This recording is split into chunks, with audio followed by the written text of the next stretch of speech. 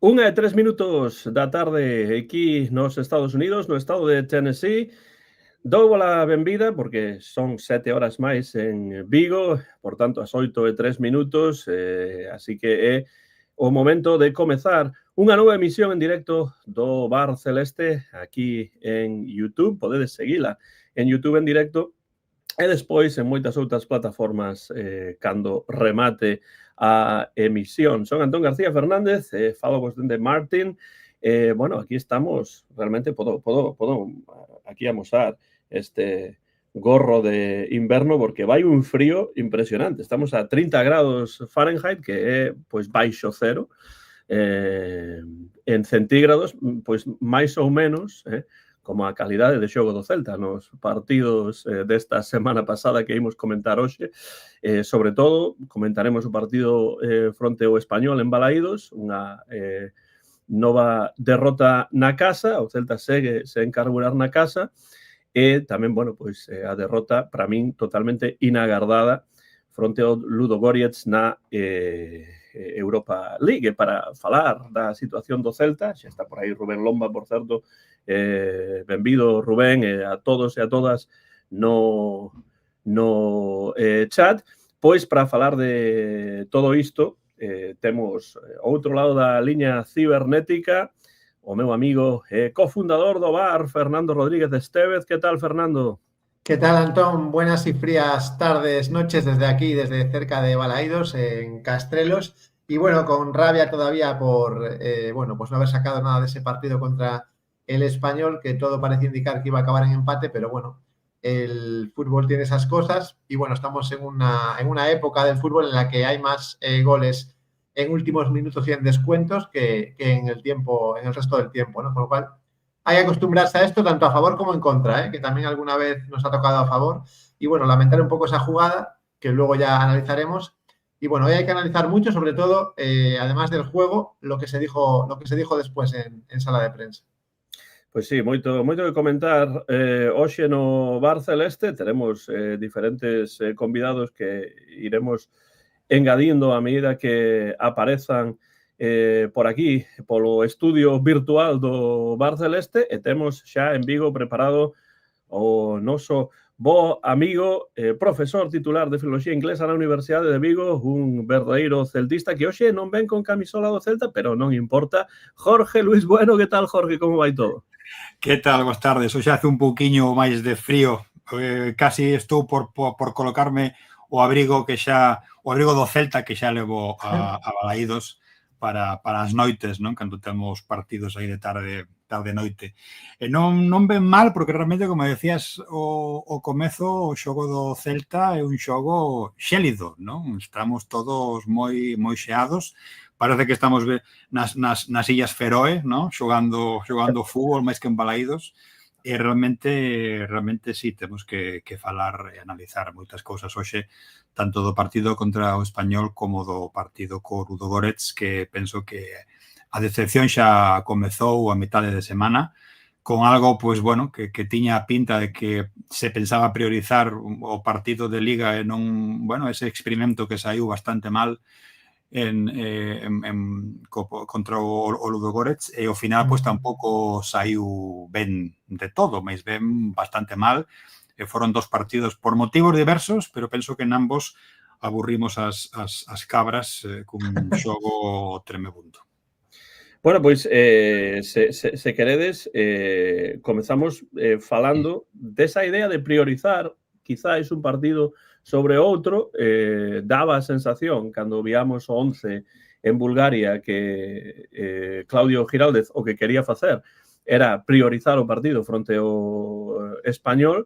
Entón, o 11 que sacou nese partido de Europa League, pois foi un 11 que máis daba a sensación de que era un 11 dun partido, pois non sei, de primeiras roldas da Copa, e non un partido da Europa League. Como ledes vos ese partido? Como podedes explicar o que ocorreu no céspede en Bulgaria? Porque para min foi unha verdadeira decepción un equipo como o Ludogorets, por exemplo, que é sobre o papel inferior ao Celta, pois na grande parte do partido xogou moito mellor que o Celta. Pero como se pode analizar ese partido dun xeito máis ou menos racional, non?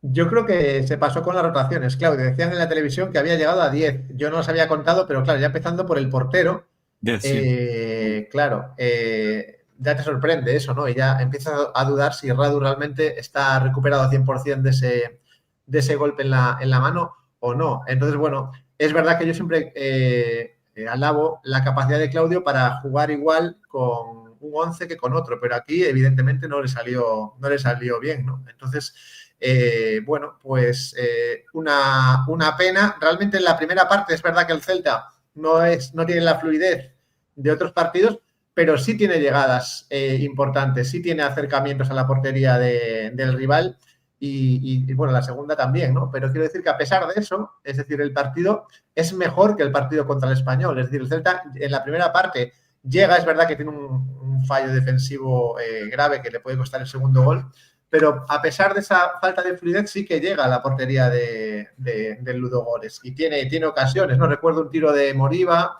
recuerdo una ocasión clarísima de Ángel Arcos, como las dos más claras de la primera parte. Es decir, a pesar de eso, el Celta tiene opciones, ¿no? Es verdad que no hay, digamos, una consistencia. Ves que el equipo está como, no sé, como desmontado, una sensación así un poco extraña. Pero aún así, a pesar de eso, ves que hay opciones. Con lo cual, bueno, es verdad que es criticable esa rotación excesiva de Claudio, pero bueno, a pesar de eso, pues hay opciones. Y en la segunda parte, yo creo que al final lo mejor que hace el Celta es maquillar el golaveras y mantener, bueno, pues un golaveras decente en la clasificación, ¿no? Porque luego en la segunda parte, pues bueno, hay un amago de remontada. Una pena esa jugada de Ilais que no culminase en gol, porque realmente fue, yo creo que la más clara de todas. Y bueno, fue un cúmulo de todo, ¿no? De falta de frescura y de consistencia en el equipo y falta de acierto, porque con algún acierto más, al final, no hay tanta crítica contra Claudio y esas rotaciones, ¿no? Entonces el fútbol tiene esa parte injusta de que, bueno, de que si la pelota entra todo se maquilla y todo se ve de otra manera, pero sí, esta vez la rotación masiva no le salió bien a Claudio. Pero para mí, Jorge, Fernando, hay un problema dun Celta que tira o lixo toda unha primeira parte dun partido ou toda unha segunda parte dun partido que xoga máis ou menos a mitade dos 90 ou dos 100 minutos que dura un partido e para min o que máis me preocupou do partido fronte ao Ludogorets, máis aló do 3-2 que podría ser 3-3 ou mesmo podería o Celta ter remontado, máis aló diso é un pouco a imaxe do Celta en Europa cun 11 que daba a sensación de ser un 11 de Copa, non? Pero de Copa fronte ao Santandreu, por exemplo, ou fronte a un equipo de segunda federación. Di aquí, antes de que fales ti, Jorge, Claudio ya sabía que Lago con Manu no funcionó, lo probó en la jornada 1 y mira qué pasó contra el Getafe, contra los Ludogorets desordenados, fueron desastrosos y no tienen nivel para el Celta, dan fichas por dar. Di tamén y arrastraron a Damián a hacer un mal partido. Claudio los descartó contra el Español de la convocatoria, ya vio que tienen que salir cedidos los dos. É un partido, ademais, Jorge, que deixa marcados, eu penso que tamén bastante injustamente por poñer a xogadores que o mellor non tiñan que xogar ese partido a certos xogadores que son canteiráns, non, Jorge? Como viste este partido? Sí, eu estou de acordo con esa opción. Penso que non sei por qué, ¿no? Quizáis por esa idea de intentar priorizar outras cousas, pero penso que tampouco eu penso que ese plantexamento era errado, ¿no? Se había algún partido que tiñas que intentar asegurar, ¿no? E intentar pues, ter unha primeira parte, ainda que fose, ou un xogo para amosar a superioridade que sobre o papel o Celta cos vos xogadores ou con un plantexamento inicial ten, era o partido do outro día, para garantizar unha nova victoria, para ter unha puntuación adecuada, para seguir estando neses puntos, e xa vemos que unha derrota, pois xa pasas de estar no posto cuarto, terceiro, a estar xa 11-12 ou unha cousa así, non? Entón, claro, ese é un plantexamento errado, e logo, pois, tes esta idea, non? Que sacas xogadores que o mellor non están o 100% ou non teñen o nivel que teñen que tener, subestimando un pouquiño ao equipo que tes enfrente.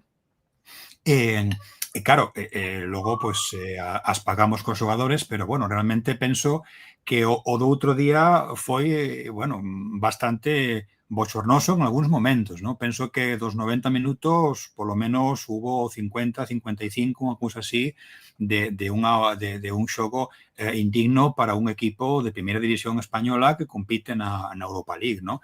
É verdade que se maquillou, é verdade que eu tamén penso que tivemos máis oportunidades de goles que o que fixemos outro día contra o Español. E, por exemplo, se me dis un resultado tipo pues 2-4, 2-5, 3-5, pues tamén se podía ter dado perfectamente. Pero non estaba o xogo para iso. Realmente a imprecisión, os tiros, as cousas... a ver, xa non solamente os dous erros, que penso que son erros groseiros e importantes que un xogador de bo nivel non pode ter. Eses dous penaltis infantís de Manu Fernández non se poden dar, non? Nun xogo e outras pérdidas de balón bastante lamentables, non? Pero é que houbo algunhas circunstancias para ter tiros vos case a porta baleira, e un equipo deste nivel, pois temos que marcalo, non? Entón, bueno, arranxar o problema. Eu podo entender un experimento de partida para intentar pues, rotar, pero penso, como di Fernando, que nos pasamos bastante na rotación, e que ao final, pues, xa cando se intentou solventar un pouco o problema, é verdade pues, que o Abdelawi marca un golazo, é verdade que tamén o xogo mellorou aí un par de momentos, pero xa era tarde para un equipo que soubo armarse un pouco mellor, e, sobre todo, deixarnos en unha mala imaxe, unha mala sensación anímica que penso tamén que pesou nos xogadores agora de enfrentarse ao Español o domingo, non? A miña reflexión despois dese partido, que partillo con Bosco e tamén con quen estea no chat, é en partidos de Europa League eu pregúntome se non teñen que xogar os xogadores que teñen que xogar, os que están en mellor situación ou en mellor dinámica, por así dicilo, ou se os partidos de Europa League poden ser tamén partidos para facer experimentos e cambios, rotacións e cousas así. Eu penso que os partidos de Europa League, sempre que sexan partidos que implican pois un desplazamento ou equipos que chegan doutras ligas que en xeral son ligas máis pois menos potentes que a Liga Española, aínda así non me parece que ese sexa o lugar para facer ese tipo de experimentos, porque eu penso que todo partido, por suposto, na Liga Española xa sabemos que os partidos son difíciles e que ás veces se dirimen simplemente por un pequeno erro ou un gran acerto ou cousas así. Pero, para min, a Europa League non é o lugar para dar ese tipo de responsabilidade a xogadores que non teñen esa experiencia. Eu penso que os canteiráns teñen que irse incorporando a esos partidos, pero teñen que estar arroupados un pouco xogadores de meirande categoría e experiencia europea. Especialmente en la línea defensiva, porque luego, a ver, tienes a Moriba, tienes a Borja Iglesias, que pueden ayudar al resto de compañeros, pero en la línea defensiva realmente... vuelvo a insistir, Mijailo Ristic es un buen lateral izquierdo, pero no es central nunca en la vida. O sea, insiste Claudio en poner a Ristic un tío bajito, que es rápido, y obviamente se va a ir de su posición. Va a hacer cosas que no son propias de un central. Y no le culpo a Ristic, porque es su ADN, es su forma de jugar. O sea, insiste en ponerlo de central, cuando es un lateral que además yo siempre fui bastante pro Ristic, me gusta bastante, lástima que se lesione tantas veces, pero es un buen lateral. Entonces ya empieza por ahí a fallar, empieza insistiendo en una idea que ya la ha puesto en práctica más veces y que no acaba de salir, porque es normal que no salga. Y luego, claro, lo unes con Joel Lago, que entiendo que tiene buena proyección, porque sí que lo ha demostrado, y no sé cuál fue el otro central, Manu Fernández era el otro central, me parece. Claro, entonces, pues muy mala mezcla. Es decir, estás poniendo a un jugador fuera de su sitio y a dos que están empezando a conocer lo que es la élite. Claro, o sea, no puede salir nada bueno. Esto no es como en matemáticas, que menos por menos es más, ¿no? Aquí no. Entonces, claro, al final el resultado es el que vimos. Y menos mal que el error de Joel Lago con el 0-1 no se convirtió en un 0-2, porque entonces ya hubiera sido mucho más grave, ¿no? Y luego, claro, hablando de cambios, no entiendo el cambio de la portería. Es decir, yo no culpo a Iván Villar de la derrota, pero por dar un dato, el segundo gol, a lo mejor estando Radu, pues a lo mejor no entra, pero bueno, eso es simplemente opinión personal. Evidentemente no es culpa de Iván la derrota, es culpa un poco del planteamiento general, pero bueno, creo que demasiadas rotaciones y la línea defensiva es una línea muy, muy sensible y que aquí Claudio realmente, bueno, pues se la jugó y evidentemente no salió. Sí, pero tampouco eu entendo por que había esa necesidade de xogarse nada, porque, a ver, se ti dis que, vale, é algo que fan moitos equipos, non? Tes varios porteiros e te podes colocar un en moitas competicións, non? Pero no caso da Europa League, pois Iván Villar xogou cando Radu estaba lesionado, fixo un bon papel e a mí non me preocupa. Eu estou de acordo contigo en que penso que non foi nin de lonxe responsable de nada. Tamén vin como ti diches nese segundo gol, posiblemente polo tipo de porteiro que Radu, polo tipo de estiradas que dá, era un balón que eu vin aí uns centímetros que penso que Radu sí que o mellor tivese alcanzado ese balón, ¿no? Sí. Pero bueno, también luego Radu te hace lo del domingo, entonces nunca sabes. Totalmente, nunca sabes, ¿no? Creo que non foron erros groseiros claros de abandonar a portería. No. A mí me preocupa máis. Claro, hai un problema de actitude neste partido, Jorge. Eu penso que foi un partido no que o Celta, pois, prácticamente non parecía que xogaba andando, como que tiña unha gasolina diferente do Ludogorets, que tampouco é un equipo que tivese unha calidade impresionante. Era un equipo, en principio, inferior ao Celta, pero amosou sobre o campo ser mellor. Claro, pero eso é o que eu non entendo do tema das rotacións, non? Máis que a portería, penso que o bloque defensivo foi bastante tremebundo tamén, e que realmente a min, na verdade, me parecía unha sensación e un equipo e un xogo máis deses partidos de primeira rolda da Copa do Rei, que dun partido que xa era o cuarto partido con unha clasificación nosa boa na táboa, que 3 puntos máis case te garantían pasar de ronda e estar xa clasificado directamente, encima que era se supón que o derradeiro partido ata os seguintes que veñen con equipos con algo máis de entidade. Entón, claro, era importante pechar eses 3 puntos europeos, mesmo que tiveses que tirar de algún xogador que precisaras para o Español, pois o mellor era a semana para facelo, non? Xa verías que pasaba. Pero penso que non foi nin de lonxe o plantexamento adecuado. E aínda así, tamén quero lembrar que contra o Puerto de Vega outro día gañamos 0-2, que tampouco foron 0-7 ou 0-8. Quero dicir, ás veces os experimentos, pues, dependen do que fagas, te poden sair de unha forma ou de outra, pero nun partido europeo penso que non era o momento para facer iso, non? No, porque ademais a clasificación non estaba, se a clasificación estivese xa clara e o partido non tivese moita importancia, pero claro, coa nova competición da Europa League iso xa non ocorre, porque prácticamente todos os partidos son importantes para quedar máis arriba ou máis abaixo, para pasar a unha ronda directa ou para pasar a ronda previa. Claro, para min non é ese o lugar. O partido de Copa, pois sí, evidentemente sí que aí se poden facer e se deben facer eses experimentos e darlle minutos a xogadores que non xogan tanto e, por suposto, Iván Villar utilizarlo na portería, pero para min o Celta ten un problema bastante grave, tanto en partidos de Liga como en partidos de Copa, como nos partidos europeos mesmo, ten un problema bastante grave contra equipos que se pechan atrás defenden en bloque baixo. Levamos dicindo moito tempo porque o Celta, por exemplo, no partido fronte ao Español, se queredes pasar xa o partido do Español, porque tamén penso que ten moito que comentar, pois foi un partido no que na primeira metade, por exemplo, o Celta tocou o balón moitísimo, para aquí, para lá, tal, pero con moi pouca profundidade, sen pisar área e prácticamente sen incomodar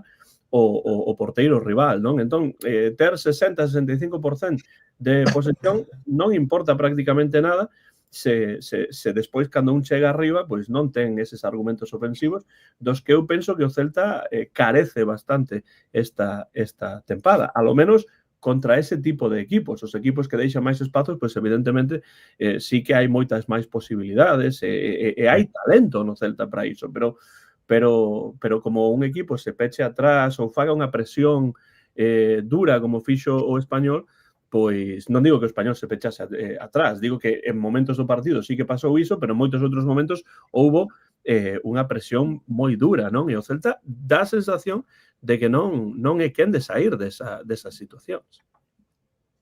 A ver, lo que comentabas de este partido contra el Español, evidentemente lo decíamos antes, peor partido que contra el Ludogorets, porque ni siquiera hubo pues pruebas de, claro, ocasiones, es decir, Dimitrovic, que ya sabemos que es un porterazo, pues no pudo, digamos, casi ni sudar, o sea, realmente faltó, pues eso, alguien que incidiera ahí, que rompiera líneas, y también es mérito del Español, ojo, que luego hablaremos de lo que dijo Claudio. A mí me parece que el Español sabía a quién se enfrentaba y digamos que no fue tan conservador como lo fue el año pasado. Fue un Español un poco más, con un paso adelante. O sea, que no... Yo eso de que... Y ya voy a empezar a hablar de Claudio porque si no luego se me escapa. Eso de que el Español vino a empatar, pues mira, la primera prueba de que eso es mentira es que nada más empezar el partido, nada más empezar los primeros segundos, el primero que pisa el área del Celta es el Español y lo hace además de una manera muy, muy rápida, con un juego muy vertical, que ya lo venían avisando el propio Claudio. Hablaba de un juego muy vertical. Es que al final Claudio se contradice, porque habla en la previa de un juego vertical y luego cuando acaba el partido y pierde, no, es que el Español vino a empatar y yo no juego como ellos. O sea, es que claro. Foi de feito, se non lembro mal, como a primeira xogada do partido, o primeiro balón que perde o Celta no medio de campo, se plantou o Español cun tiro de certo peligro. Claro. O cara a mí, a ver, o que tamén me parece dese comentario que antes tamén falábamos é que penso que non foi así. O que se tivo delante foi como te dis, penso que un Español máis ordeado que contra o que xogamos o ano pasado, está claro, que se xogou todo o tempo o que plantexou o Español. A ti te pode gustar máis ou menos o sistema que tiña, pero neste caso, contra equipos pues, que falamos sempre, non tipo Getafe, unha cousa así, o Español aquí fixo dúas cousas ao mesmo tempo moi ben, que foi disciplina e traballo ocupando con criterio o campo, moito orde defensivo e ao mesmo tempo unha presión abafante, permanente, casi de baloncesto, que foi o que levou o Celta a que o único que podía facer era tentar ter a pelota, pero moitas veces con máis precaucións, en riscos, en ataque, manexando unha presión en zonas do campo pois con pouca sustancia, con pouco ritmo, sen facer danos, en velocidade na decisión e dando pois uns pases a ver que pasaba, non? E iso pois estendeuse ao longo de toda a primeira metade e casi en boa parte da segunda, non? Y un equipo mucho más valiente este Español que el del año pasado. O sea, que realmente, sí, eso de que vino a empatar, no, lo que pasa es que... Claro, pero falase moito de que dixo, Claudio, que o Español veio a empatar, acabou levando a victoria, etc. Co que eu, por suposto, non estou de acordo. E se viñesen a empatar e levasen a victoria, pois é totalmente lexítimo. A pregunta para min é que fixo o Celta que xogaba na casa, que non era o visitante, que ten que propor na casa porque levas a engañar na casa dende a tempada pasada. Que fixo o Celta para gañar este partido? Que mira, casi a Claudio Giraldez, non te centres tanto no que fai o rival porque ti é eso que tes que propor na casa. É que a pregunta fundamental é esa, ¿no? O sea, sabendo o tipo de plantexamento que tes diante, o que ti ofreciches, pois tampouco foi nada que para contrarrestar ese plantexamento que tiñas diante. E incluso cando xa o partido estaba avanzado, un exemplo que me parece moi interesante foi como os dous equipos, os dous adestradores xestionaron os cambios, non? Cando chegou o momento, o Español, e tampouco podes decir que sexa unha cosa de ir a empatar, sacou moito máis diante, quero dicir, fortaleceu a fronte ofensiva, meteu incluso un terceiro dianteiro, deu entrada logo a un pasador estupendo, como era, se non lembro mal, Expósito, e refrescou bastante as súas liñas de xogo, ¿no? Con unha intuición que o mellor, pois, seguramente que se podía pensar que a balón parado, pois, podería ter máis sorte, non? Pero Giraldez, pola contra, é tamén unha cousa que non é normal, porque sempre estamos a destacar como consigue sempre ler os partidos, a hora de mover o banco, pois foi máis errático. Quero dicir, adiantou a Miguel Román acumulando poucos efectivos na fronte, Jones estaba un pouco máis atrás no carril dereito, moi pouco protagonismo de Williot e de Durán, que non atoparon o seu sitio, e xa, pois, co partido case tirado, pois, Judulá sai para non poder facer casi nada, non? O sea, foi tamén moi errático na hora tamén de intentar dar algunha solución o que estaba tendo diante. Penso que foi un día bastante negro para Giraldez como táctica, ¿no?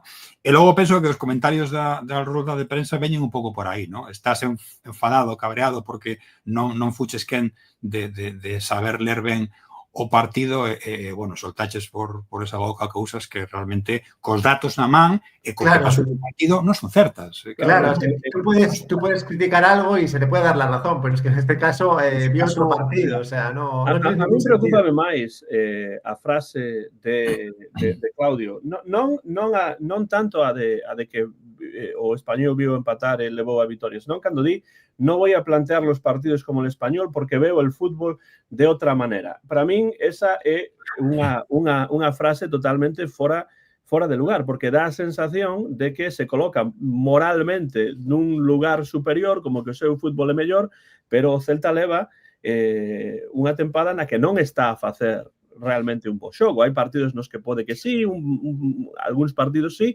pero en xeral o xogo do Celta, para ver o fútbol doutra maneira, pois non é un fútbol que esta tempada este a convencer, a lo menos a parte do celtismo, non? Entón, a min non me gustan estas ideas de dicir, eu que vou por outro lado, non? Que é un pouco o mesmo que facía, non o mesmo, pero é un pouco que facía Benítez. Vos non tedes nin idea, eu sei máis de fútbol, que non estou a dicir que sexa o mesmo, pero a min non me gusta cando os adestradores non teñen ese pequeno toque de autocrítica e de utilizar argumentos para explicar as cousas, que é o que Claudio sempre fai, el sempre utiliza en xeral argumentos para explicar as cousas e critica o equipo. A min gústame ese Claudio, o Claudio que é capaz de reflexionar porque sabe de fútbol, porque sabe o que fai, pero cando comeza a dicir cousas como esas, evidentemente aí é máis o sentimento que a razón o que está a funcionar. Entón, eu penso que nese caso se trabuca. E, ademais, o que di aquí Jaime Soto tamén é certo. O fútbol está hoxe moi igualado, sonche dinámicas e detalles, levamos unha mala dinámica, ergo non hai detalles e hai que reiniciar isto. Non se reinicia isto dicindo estamos a facelo ben, son os demais os que non o fan ben e despois saenlle as cousas ben. Esta sería a miña crítica a Claudio, por suposto, dende o respeto e dende a admiración que eu sinto por él.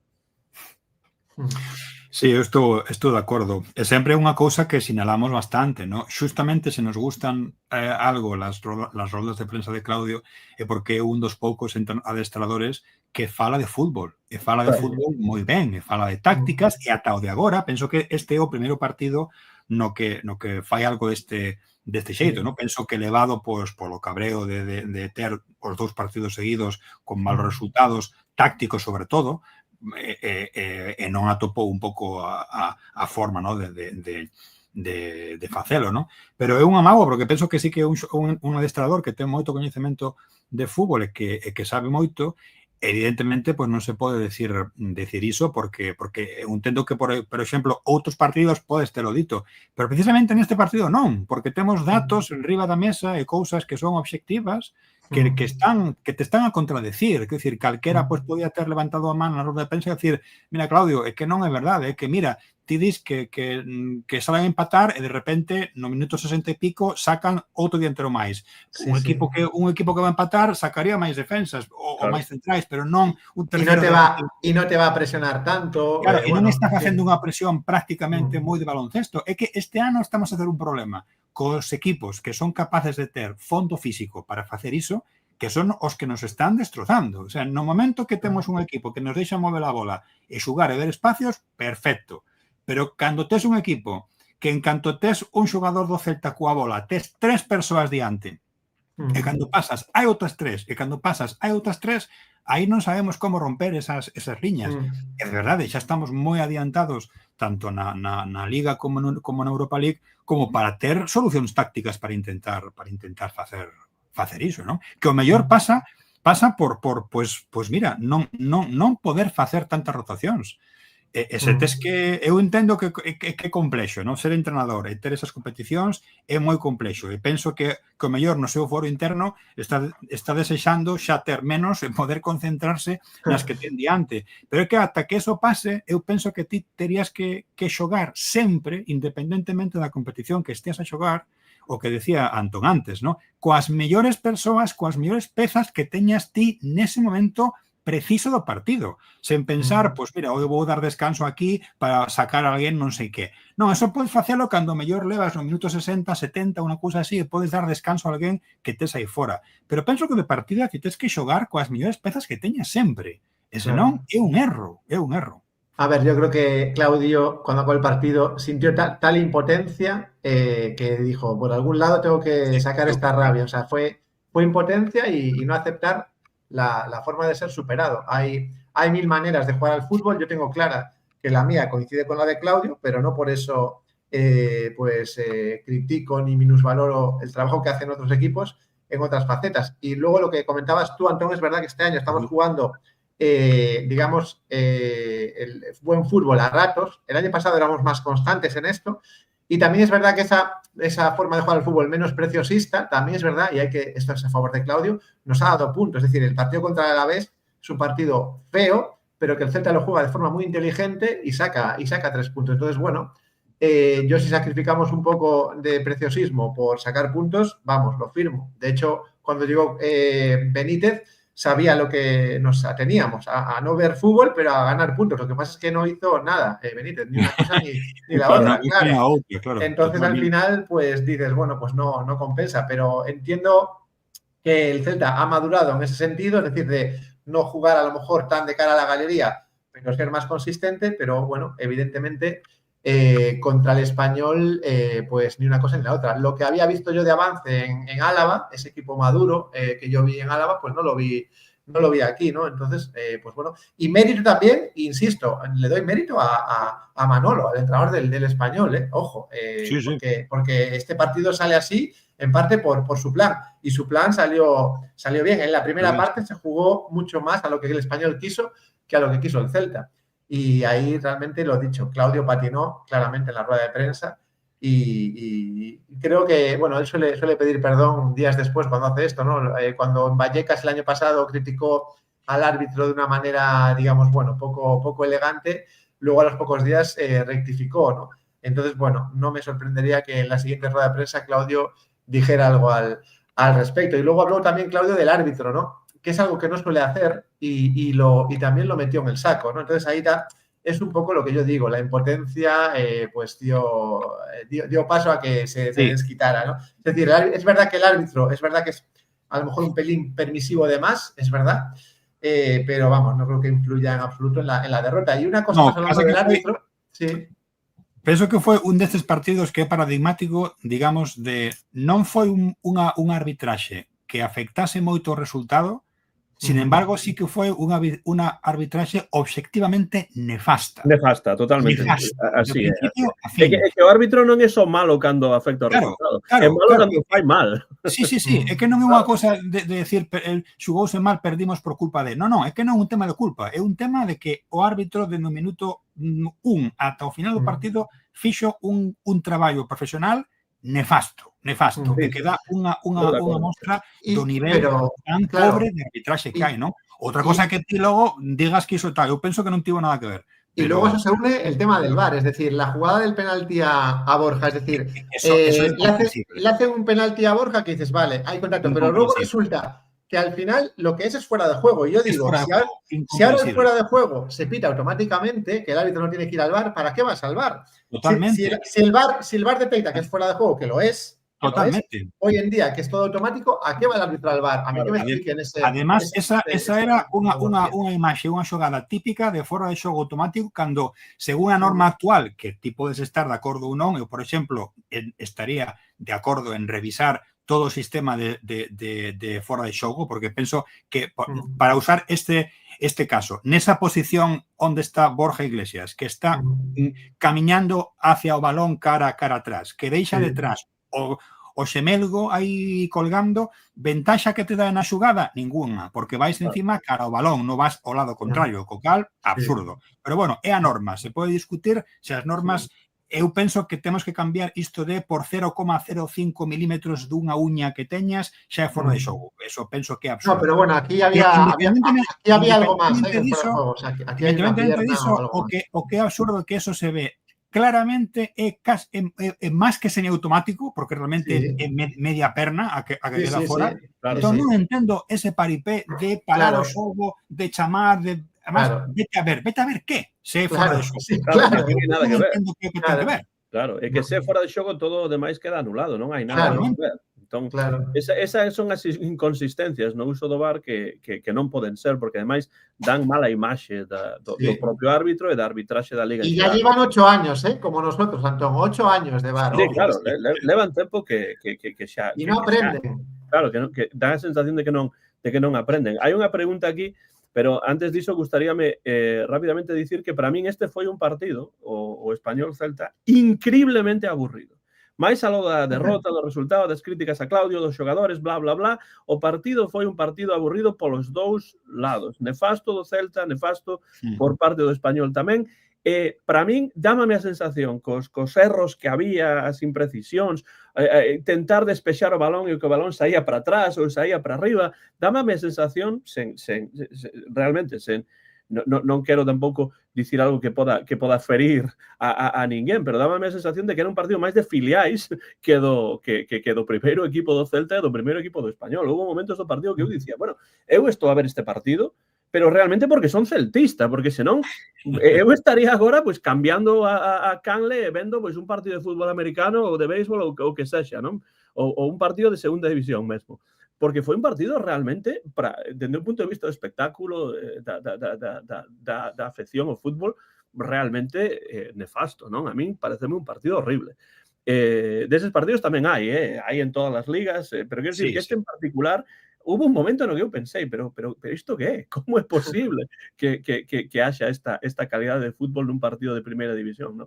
E despois, un pouco con iso, hai unha pregunta de Rubén Lomba que di: quen credes que se está a trabucar máis, Claudio ou os xogadores? El di que para el, Claudio claramente. Eu diría que é unha mestura das dúas cousas. Depende un pouco de quen esteamos a falar, do partido que esteamos a falar. Penso que hai, evidentemente, responsabilidade dun e tamén responsabilidade dos outros. Sí, hombre, al final quien actúa en el campo son los jugadores. Hay una táctica, vale, hay un plan, pero los jugadores son los que ejecutan, con lo cual yo aquí no soy radical. Y de hecho todo lo que estamos hablando, pues lo que hace es afirmar que realmente hay una mezcla de todo. Hablamos de jugadas puntuales, de fallos a bocajarro, con goles que tuvimos en Bulgaria, que vamos, es que ¿qué culpa va a tener Claudio ahí? O sea, vamos a ver, estamos hablando de jugadores que no hacen otra cosa en su vida, en su día a día, que manejar un balón. O sea, ¿cómo no metes ese balón entre los tres palos? O sea, es que... Entonces, no, es unha mezcla, evidentemente. Pero é verdade que é unha responsabilidade compartida. Penso que, a ver, non podes escoller porque a responsabilidade do adestrador é a de non colocar as pezas que están mellor cando ten que colocalas, que eso é o que falamos. Iso que pasou na Europa League, por exemplo. Claro, na Europa League ese partido claramente foi así, pero cando pos as pezas e son as que teñen que ser, tamén temos partidos onde temos eses erros clamorosos a porta baleira ou cousas que son realmente un profesional ten que meter eses goles, ten que tirar desa maneira, ten que facer as cousas mellores, non? Entón, claro, é compartido. Penso que 50% a cada un o que lle toca. Non podes criticalo cando non coloca as pezas, pero cando as pezas están, pois tens que falar das pezas, de que teñen que cumplir coa súa función e coa súa obriga, non? Igual que eso, aí xa que tes o de Timo Bryan, Fer. Timo Bryan, es que quiero decir, ya son muchas veces las titularidades. O sea, se le están dando muchos minutos. Me recuerda un poco, salvando las distancias, a Bamba. Es decir, a Bamba se le dieron minutos, pero vamos. O empeño o empeño de facer outro día a mesma xogada unha e outra vez que xa todo o mundo sabe o que vas facer, entón, claro, te cubren tan ben que é imposible. Tamén é certo que che dá rabia porque en cada partido pode haber un momento, 2 momentos de intento de facer outra cousa, ¿no? Ese desborde por velocidade que fixo no partido europeo, o tiro, o único disparo que fixo outro día que foi realmente o mellor do todo o partido contra o Español, que tamén xurde dunha xogada magnífica de Borja, que fai unha volta de espaldas e un pase extraordinario, que logo chega a Brian e Brian fai un tiro que podría ter sido gol interesante, ¿no? Con ese disparo de rosca, pero é que ten iso, unha ocasión boa, dúas de cando en vez, e realmente non é o xogador rompedor, ¿no? Me recuerda a la típica promesa que un club tiene en su cantera y que está empezando. O sea, me recuerda a eso. Entonces, claro, un tío que viene de la liga alemana, que se supone que ya tiene cierto recorrido en la española, en la alemana, en Granada, en Osasuna, tal, pues al final ves como, bueno, la sensación de que está retrocediendo. Entonces, bueno, pues evidentemente no compensa lo que se invierte en él, sobre todo en sueldo, no en fichaje, porque es verdad que se le dio cierta cantidad al Bayern, no sé cuánto es, porque cada día se dice una cifra, pero en todo caso está saliendo muy caro, muy caro. Y Claudio está dándole minutos, pero vamos, regalados, ¿no? Se habla muchas veces de que no se regala nada, yo creo que a Brian le están regalando. Y mira que hemos tenido paciencia, estamos en la jornada 14, si no me equivoco, sumando eso a partidos de Europa y de... Bueno, es verdad que tuvo un partido bueno contra el Niza, si no recuerdo mal, pero no es suficiente. O sea, yo creo que... Es el mayor partido. Claro, tiene que buscar jugadas distintas a la que el otro día casi, es verdad que casi marca, pero aún así tiene que, digamos, no sé si reinventarse es la palabra, pero tiene que a lo mejor apoyar más y sumar más defensiva y ofensivamente, en las dos facetas, porque también se le ve como desconectado. Cuando el balón no está por su zona, tú te fijas en Brian Zaragoza y la sensación es que está desconectado. Entonces, bueno, pues yo creo que eso también tiene que cambiarlo. Ojalá mejore en los próximos partidos y vea otra versión y me tenga que callar, pero de momento demasiado caro. Uno de los fichajes que más ilusión generó en el celtismo.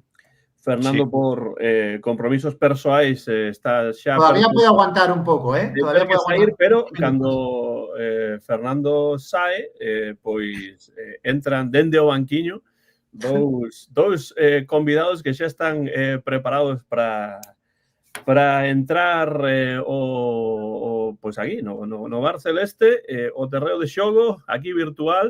Por un lado, temos en Vigo a Susi Bugallo. Que tal, Susi? Hola, Susi. Hola, Susi. Hola, Antón, hola, Timo Brian, que estaba a rir, me solía. Hola, Jorge. Nada, boas tardes, noites, frías, dende aquí, dende Vigo. Nada, entrando dende o banquiño, espero que para facelo un poquinho mellor que o fixemos o pasado domingo. Ademais, Susi, ti estabas a ver esa final da Nations League. España gañou finalmente 3-0 a Nations League femenina o equipo alemán. Sí, despois aparte con este cambio de xogar a unha final a dobre partido, que foi unha cousa así un poquinho rara, e despois do partido da ida que foi bastante complicado, foi unha sorte acabar a 0-0, nada que ver co que se viu en Balaídos o domingo, por sorte, para a selección, un excelente partido que ao final, no que foi, ao final saímos victoriosas e disfrutando moito. Tiña aquí de fondo co volumen baixo a celebración das rapazas bueno, feliz por elas. Bueno, temos tamén neste caso no sur de Suecia, xa está preparado aí outro que fala de Brian Zaragoza no seu nome na pantalla, o noso bo amigo Cumbias, que xa está por aí. Joaquín, que tal? Como vai todo por Suecia? Pero Fernando... Buenas. ¿Qué pasa, Joaquín? ¿Qué te pasa con Brian a ti?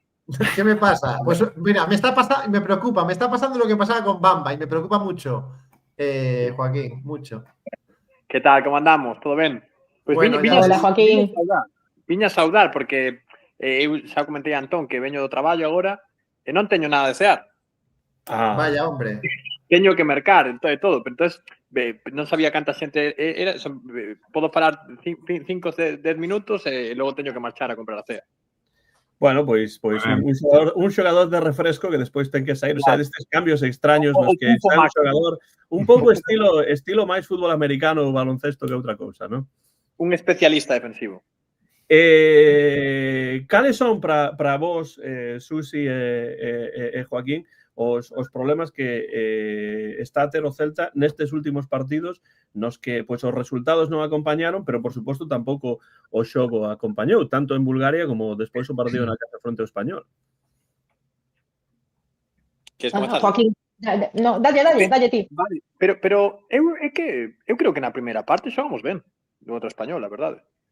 O penso de verdade. Creo que, sinceramente, non puiden escoitar o programa, pero a segunda parte foi moi aburrida, non se xerou nada, pero a primeira parte vin un Celta que xerou xogadas longas, moveu rápido o balón. A Dimitrovic tamén le gustou la primeira parte. Sí. A quen? A Dimitrovic le gustó mucho la primera parte. Bueno, sabes que le faltaba una cerveza. Sí, bueno, Radu tampouco fixo nada, O sea, bueno, que tampouco nada de nada. O sea que Dimitrovic, bueno, tuvimos a De Bryan, que foi o único que fixo algo. Para min, o peor do partido, tal, foi Aspas. A primeira parte, moi fallón. Cada xogada de perigo que tocaba Aspas, perdía o balón. Entón, non sei, no partido, nestes dos partidos, que está fallando? Bueno, creo que o de ter unha defensa profesional sempre axuda a gañar un partido. En Europa pecamos de ter unha defensa semiprofesional. Correcto. De todas formas, foi un milagre non gañar. Vamos, o Ludogorets aínda non sabe como gañou ese partido, a verdade. Regalámoslle o partido completamente, porque son 3 goles regalados. Pues eu penso que Joaquín que gañou o partido por ter mellor actitude co Celta, porque desde o principio eu con intención de gañar o partido. Gañou o partido. Non creo en intencións, que eu creo que o Ludogorets atopouse. Pero tenía un plan de contragolpe e salió. O Ludogorets non tiña ningún plan, tío. O Ludogorets xogou ben os primeiros 15 minutos e logo, vamos, o Celta non marcou 6 goles de milagro. Non sei, agasallamos aí 2 penaltis e tal. A mí non me gustou. O Ludogorets non me impresionou nada, como equipo, a verdade. Pareceme máis de mérito do Celta que outra cousa. Bueno, non quero sinalar, pero a defensa foi unha desgracia, vamos. Foi unha desgracia. Falamos diso, de que foi totalmente de mérito noso. Quero dicir, o Ludogorets é o que é. Un equipo que va a cuarto na súa liga, que perdeu os tres partidos que xogou en Europa, e que xa o di todo. E aínda así, regalamos eses 2 penaltis que os meten, porque tamén un erro tal, e ao final, claro, evidentemente non. O resultado tiña que ter sido, pois iso, 3-5, 3-6, perfecto, porque era o que estaba para estar. Pero tampouco fomos quen de meter esos goles. Eso, claro, totalmente de acordo, de mérito nos. De mérito, pero bueno, creo que tampouco, non sei, non me impresionou nada, ni me pareceu que o Ludogorets tiña un plan, ni nada, o sea, creo que o plan, cando te regalan 2 penaltis, é moi fácil gañar un partido, vamos. E logo...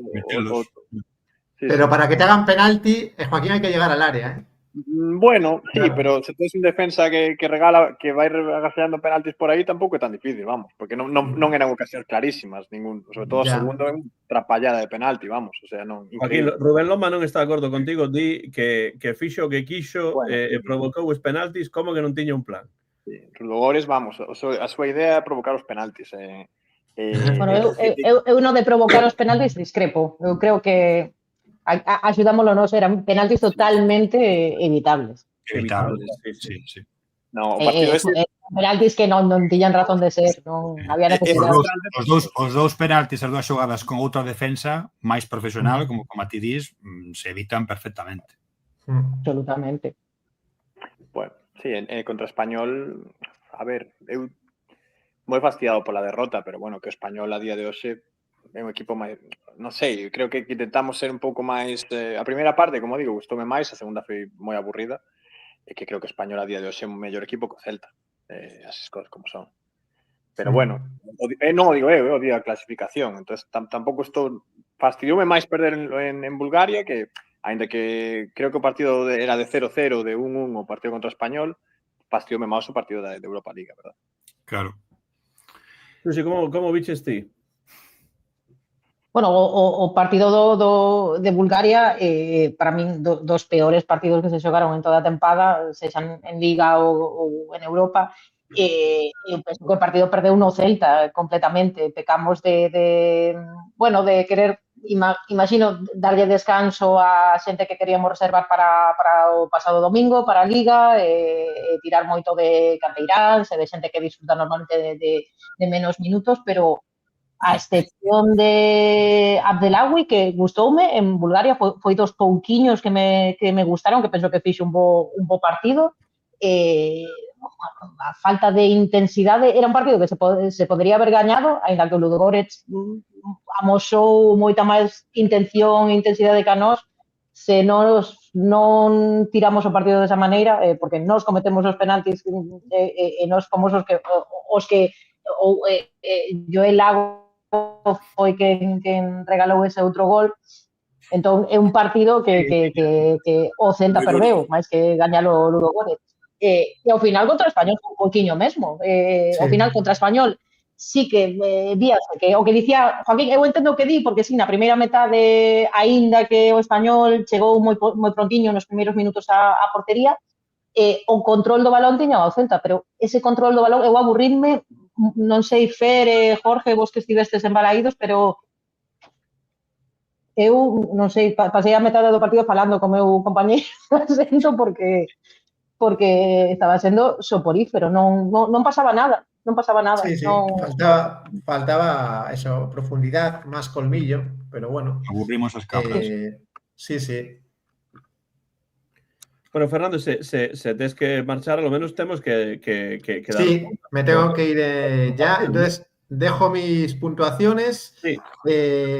Vamos a poner así rápidamente. Borja Iglesias, yo creo que le voy a dar 5. Este hombre sí que se mantiene aislado de cualquier situación y ambiente. Me parece de una capacidad psicológica y física bestial. Sigue demostrando que cada balón que pasa por él siempre va a salir algo bueno, ¿no? Otra vez se tuvo que pelear con el árbitro y, bueno, tuvo que sufrir faltas de todo tipo. Y realmente me cuesta seguir puntuando después de estos 5 puntos, porque realmente si haces un repaso rápido, pues hasta incluso mi queridísimo Fran Beltrán no estuvo del todo fino. Entonces, claro, se me caen los candidatos a puntuar. Vamos a poner a Moriba, ¿no? Que aunque salió al final, bueno, pues creo que está manteniendo una buena línea. Vamos a darle 3 puntos. Y bueno, vamos a darle un punto a Yago, porque siempre intenta aparecer en todas las zonas del campo, más allá de que, bueno, esté como esté el partido, siempre lo ves en casi todas las zonas, ¿no? 5, 3 y 1 esta vez Borja, Moriba y Yago Aspas. E, bueno, non imos facer porra pro partido fronte a Sant Andreu, porque nos partidos de Copa, pois non entran na porra. Pensábamos que sí, pero despois penso que mellor centrarse en Liga na Europa League, así que Fer, antes de marchar, que pensas que vai ocorrer no Bernabéu, onde ti has estar, ademais. Correcto, sí, correcto. Por estas cosas me decía mi padre, tú estás chalao, me decía, sí, cuando hacía este tipo de cosas. Y tiene razón, Y tenía toda la razón, sí. Bueno, el resultado, yo creo que, a ver, para mi desgracia, vamos a perder, vamos a poner, pero le vamos a dar guerra, vamos a poner un 3-2, venga, 3-2 para el Real Madrid. Y ya estoy siendo generoso. Tal cual están las cosas, estoy siendo generoso. ¿Y quién marca do Celta, Fernando? Vamos a poner a Borja Iglesias y vamos a poner a Pablo Durán. Okay. Típico partido que estuvimos cerca, tal, palmamos. Tal cual. Por eso pongo 3-2. Por cierto, sí. Un penalti que non pitan. Sí. Por aquí Rubén Lomba que o xoves o Celta vai ser retransmitido por Teledeporte ás 9 no partido fronte a Sant Andreu, para o que non pues mira, non lo sabía, é unha alegría, Sabía. Sí, eu sí o sabía, porque estes como cada xornada sortean ou dan dependento. Este sí que era un que xa anunciaron que ia ser en aberto por Teledeporte, así que pues mira, Andreu o podemos ver sen problema. Bo plan de xoves. Búscalo. Planazo. Eu aquí tamén o teño, así que, bueno, terei no posto os xoves, que é xustamente un día no que non teño clase. Fernando, moitas grazas, como sempre, por estar aí. Un placer. E, bueno, boa viaxe a Madrid. Hai que ter moral, realmente. Yo estoy... Leva prismáticos para ver algo de ya, tal cual. Sí. Es que yo creo que con la nueva grada creo que voy a estar incluso más alto de lo que suelen poner a la gente allí. Creo, que va a estar todavía más alto. Dicían que o balón ia ao terceiro anfiteatro. No, este é o 10º anfiteatro. Mira, tengo mucho más miedo de que me falle el tren a de que me falle el Celta. O sea, para que te hagas una idea. O sea, tal cual están las cosas ahora mismo, me da más miedo Renfe que el Celta. Pero bueno, vamos a decir. Sí, por eso digo. Pero bueno, nada, nos vemos. A ti, Susi, te veré antes, te veré el viernes, pero bueno, que nos vemos y nada, un placer como siempre estar con todos y nos vemos la próxima semana, el martes. A ver si con buenas noticias en Copa, porque en Liga ya sé que no las va a haber, pero bueno. En Liga va a ser complicado. Gracias, Fer, boa viaxe a Madrid. Gracias, saludos. Chao. A Fer.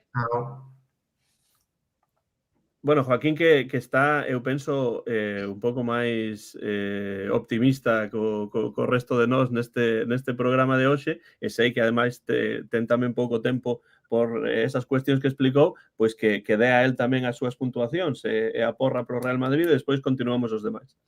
Non sei se, vamos, eu percebín o partido, porque estaba pensando agora como dar os puntos, adianto xa que, eu creo que, por exemplo, Iago Aspas pareceu un partido moi malo de Iago, cada balón que tocou en posición perigosa perdeu, non? Brian non me disgustou, a verdade. Non son tampouco, teño aquí a vida de Brian, pero é por os Monty Python, non por Brian. Non sei, por exemplo, eu creo que non valorose suficiente o partido que fixo Starfelt, por exemplo, que fixo un partido moi serio. Entón, bueno, vou darlle un punto a Starfelt. Vou darlle 3 puntos a Brian e 5 a Borja. Bueno, pues aí queda esa puntuación de Joaquín e despois temos a porra pro partido do Bernabéu, Joaquín. Palmamos. Creo que imos a palmar ben, se ve un 4-1, unha cousa así. 4-1. Sí. Bueno. Quen marca ese gol solitario do Celta, Joaquín? Ese gol. Abdelawi. Moi ben. Bueno, que di aí tamén Rubén, non? O Madrid ven mal, unha pequena axuda arbitral que precisan e o Celta perde 2-1. Bueno, é que sempre é difícil xogar eses equipos, Madrid e Barça, sobre todo, porque teñen esas axudas e, ademais, bueno, pues xa parten sempre con esa vantaxe, por suposto, de ter un mellor equipo, de ter un mellor plantel, e despois, pois, evidentemente, os árbitros sempre poden ter o seu papel, pero tampouco podemos sair o partido de cando en vez tamén nos podía pasar a nós o que lle pasou a Girona outro día, non? Claro, pero sempre decimos o mesmo e aí está, non? Empataron cun penalti, que vale que era, pero logo houve moitas outras cousas que case remataron pedindo a hora contra un equipo que está como está na táboa, non? Entón, claro, ao final parece que sempre lle pasan esas cousas a outros e nunca nós, non?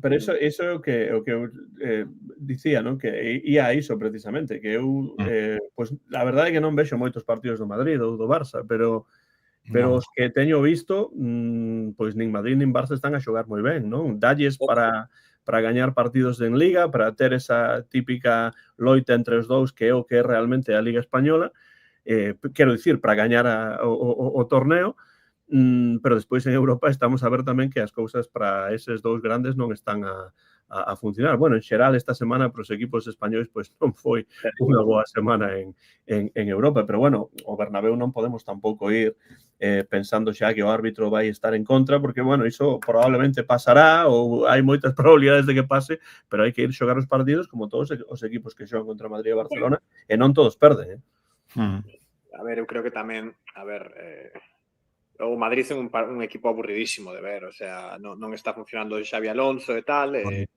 pero veñen de pinchar dous partidos consecutivos. Eu creo que en Bernabéu, xa non por árbitros ou por non árbitros, hombre, que a min ponme todos os árbitros que queres en contra e dame Mbappé. Que, vamos. Claro, bueno, é que esa é a cuestión, é o que eu dicía, o plantel, certos xogadores que son diferenciais son os que realmente están pois salvando os pratos para equipos como Madrid e mesmo o Barça. Eu penso que o Barça xoga un pouco mellor que o Madrid, pero non hai cor, pero, moito máis divertido. Sí, moito máis divertido. Pero tampouco o digo con verdadeiro coñecemento de causa porque non vexo moitos partidos de... Pois mira, o Barça é Barça. un equipo que poderíamos, vamos, como xa vimos en Balaídos, un equipo que poderíamos competirlle mellor, porque eu creo que o Madrid, eso, na súa casa, tal, ou acaban en crise total e podemos aproveitarnos, ou é complicado, porque simplemente por seriedade, por físico e por tal, pásanos por enriba. Pero bueno, que vamos a hacer? Temos que ir aí e competir. Eu quero competir na porra, por eso digo que palmamos, pero o Gallá que o Celta gañe e vamos. 0-4 con 4 goles de Borja Iglesias, por suposto que sí. Xa que falabas de competir na porra, podo dicir que pois teño a porra actualizada, pero o que non está actualizado na porra aínda é as puntuacións as miñas e as dos convidados, porque para iso teño que botar man das notas e non as teño completas, así que teño que voltar a escoitar parte dos programas. Entón, falta iso, pero a actualización máis actualizada, por así decirlo, que temos da porra despois da xornada 13, non inclúe o partido do Español aínda. Celtoia está en primeira posición con 15, Rubén Lomba en segunda con 11 puntos, Martín con 10 terceiro, e despois ese o podio, e despois estou eu e Jaime Soto con 7 puntos, e Lois Márquez, Olaya Guadarrama e Diego Pérez Prado con 6. Así que, bueno, falta moita tempada aínda, xa sabedes que hai máis posibilidades de sumar puntos por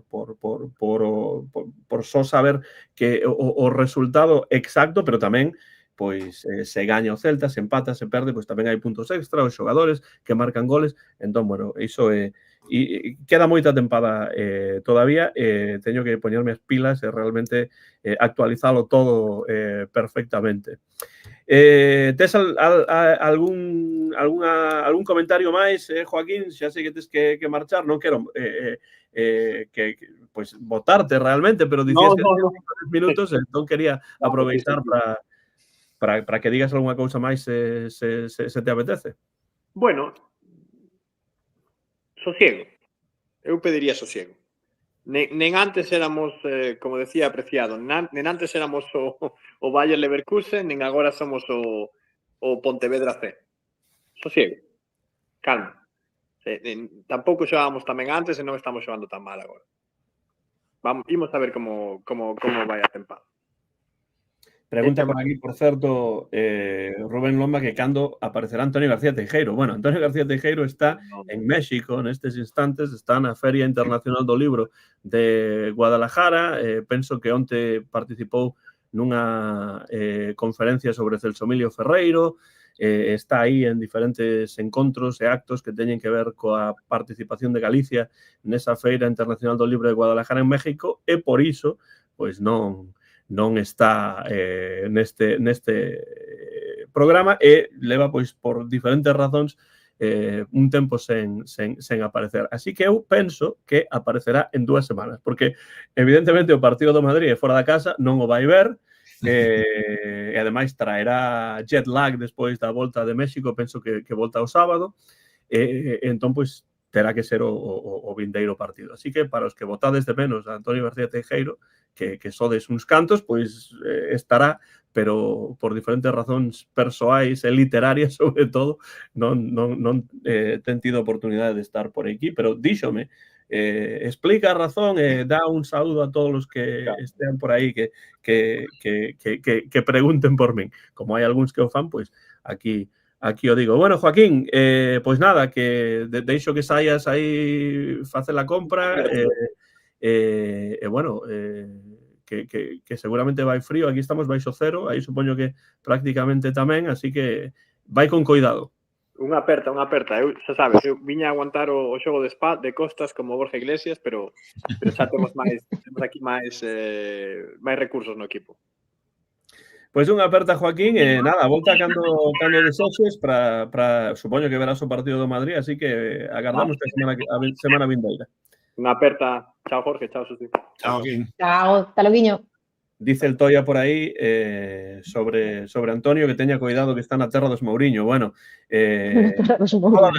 iso é certo, pero en todas as ocasións que Antonio estivo en México sempre tivo un trato excepcional e non ten máis ca cousas positivas que dicir de México e das persoas que ali coñeceu. Pero é certo, está na terra dos Mouriño. Dicía Jaime Soto, Jorge, Susi, que estamos nunha dinámica negativa despois do partido en Bulgaria, despois desta derrota fronte ao Español, e hai que cambiar, isto ten que cambiar esta dinámica.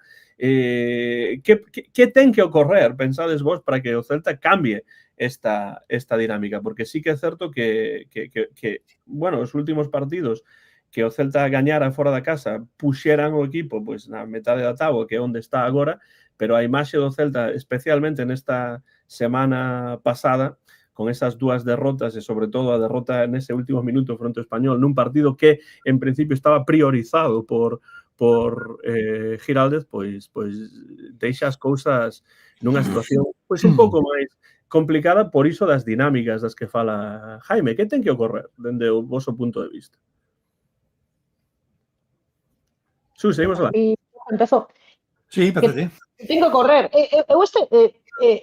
Estou un pouco de acordo co que comentaba Joaquín de a pesar de que penso que foi unha semana lamentable para o celtismo, en canto a xogo, sí que penso que hai que ter sosiego, que non penso que haxa que dramatizar a situación, bueno, entra dentro da normalidade para un equipo modesto como o Celta, pois ter estes baixóns durante a Liga, a pesar de que levábamos unha racha bastante boa. O que ten que pasar, eu penso que o primeiro empezar a ter un plan B, un plan C, saber solventar. Jorge antes comentaba que Brian Zaragoza fai sempre a mesma xogada, Brian Zaragoza, pero todo o mundo sabe xa que xoga o Celta. Entón, a min gústame moito ese Celta que quere sair co balón xogado dende atrás, eu non quero que perda esa identidade, pero o que hai que saber é que hai equipos que non saen a xogar da mesma maneira que ti xogas. Outro día non había centro do campo, todo xogo, as xogadas de ataque que non culminaban en nada, eran ataques por banda, era sempre que alguén internase pola banda, intentar dar un centro, meter un centro na área que nunca chegaba ninguén, non hai combinacións por dentro, non hai variacións nin cambio de xogo. Entón, non sei, eu non vin a ningún Celta recoñecible nestes últimos 2 partidos. E penso que tamén, bueno, é o momento para que Claudio tamén se revise e ao final é ele un pouco quen ten que mover esas pezas e facer un pouquiño de autocrítica co equipo e consigo mesmo, porque, bueno, eu non escoitei a rolda de prensa do domingo, pero, bueno, lendo un pouco o que resumían nos periódicos e nas radios que dixera, bueno, pois quizás hai que mirar un poquinho máis cara adentro, non cara ao rival. Ao final a responsabilidade de perder o domingo e de perder en Bulgaria foi nosa, non foi do equipo rival.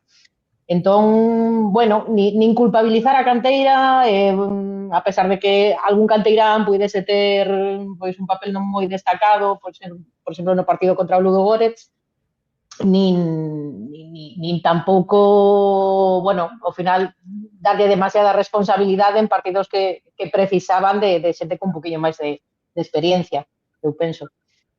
Non sei como vedes vos.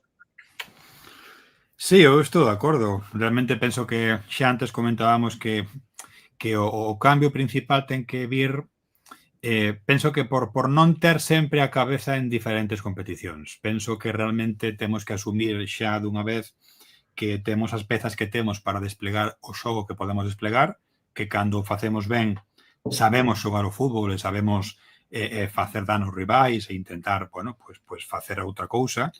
E penso que outro día os dous partidos están moi conectados, non? Fixemos unha cosa bastante lamentable facendo de menos o Ludogorets pensando que ia ser un paseo e o mellor tiñamos que ter sempre a cabeza nese partido, non?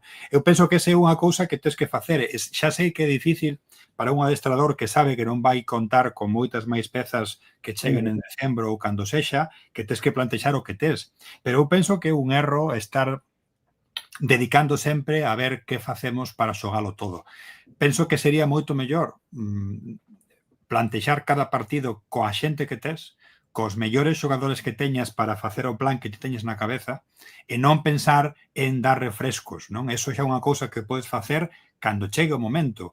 E que tes lesións e que de repente non chegas porque a plantilla tes a que tes, pois tamén será unha forma de demostrar que non podes facer máis que ao que podes facer co que tes. Pero é unha tontería pensar que temos plantilla para xogar máis de unha competición. Claro, Non a temos. Non a temos. Entón temos que plantexar cada partido como se fora sempre da mesma competición. E temos que xogar co que teñamos. Non podemos andar pensando que pois facemos unha primeira parte con canteiráns non preparados, e logo pasa o que pasa outro día de non ter feitos eses dous penaltis estúpidos, o resultado final de goles de campo foi 1-2.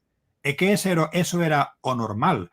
Era un partido que o Celta tiña que ter gañado cos seus xogadores 1-2, 1-3, 1-4, 2-4, eso era o máis esperable, o máis normal. Claro, pero tío dis, cos seus xogadores, non con seus xogadores. Porque ese non é. É que penso que todo o mundo do Celta que non está á altura dunha competición europea. Todo o mundo cando viu a alineación de partida penso que o comentario xeral foi que pasa? O sea, é que non vamos a xogar contra o San Andreu, o Porto de Vega, ou que sexa. É que un equipo europeo dunha rolda xa de clasificación que te está xogando moito, non?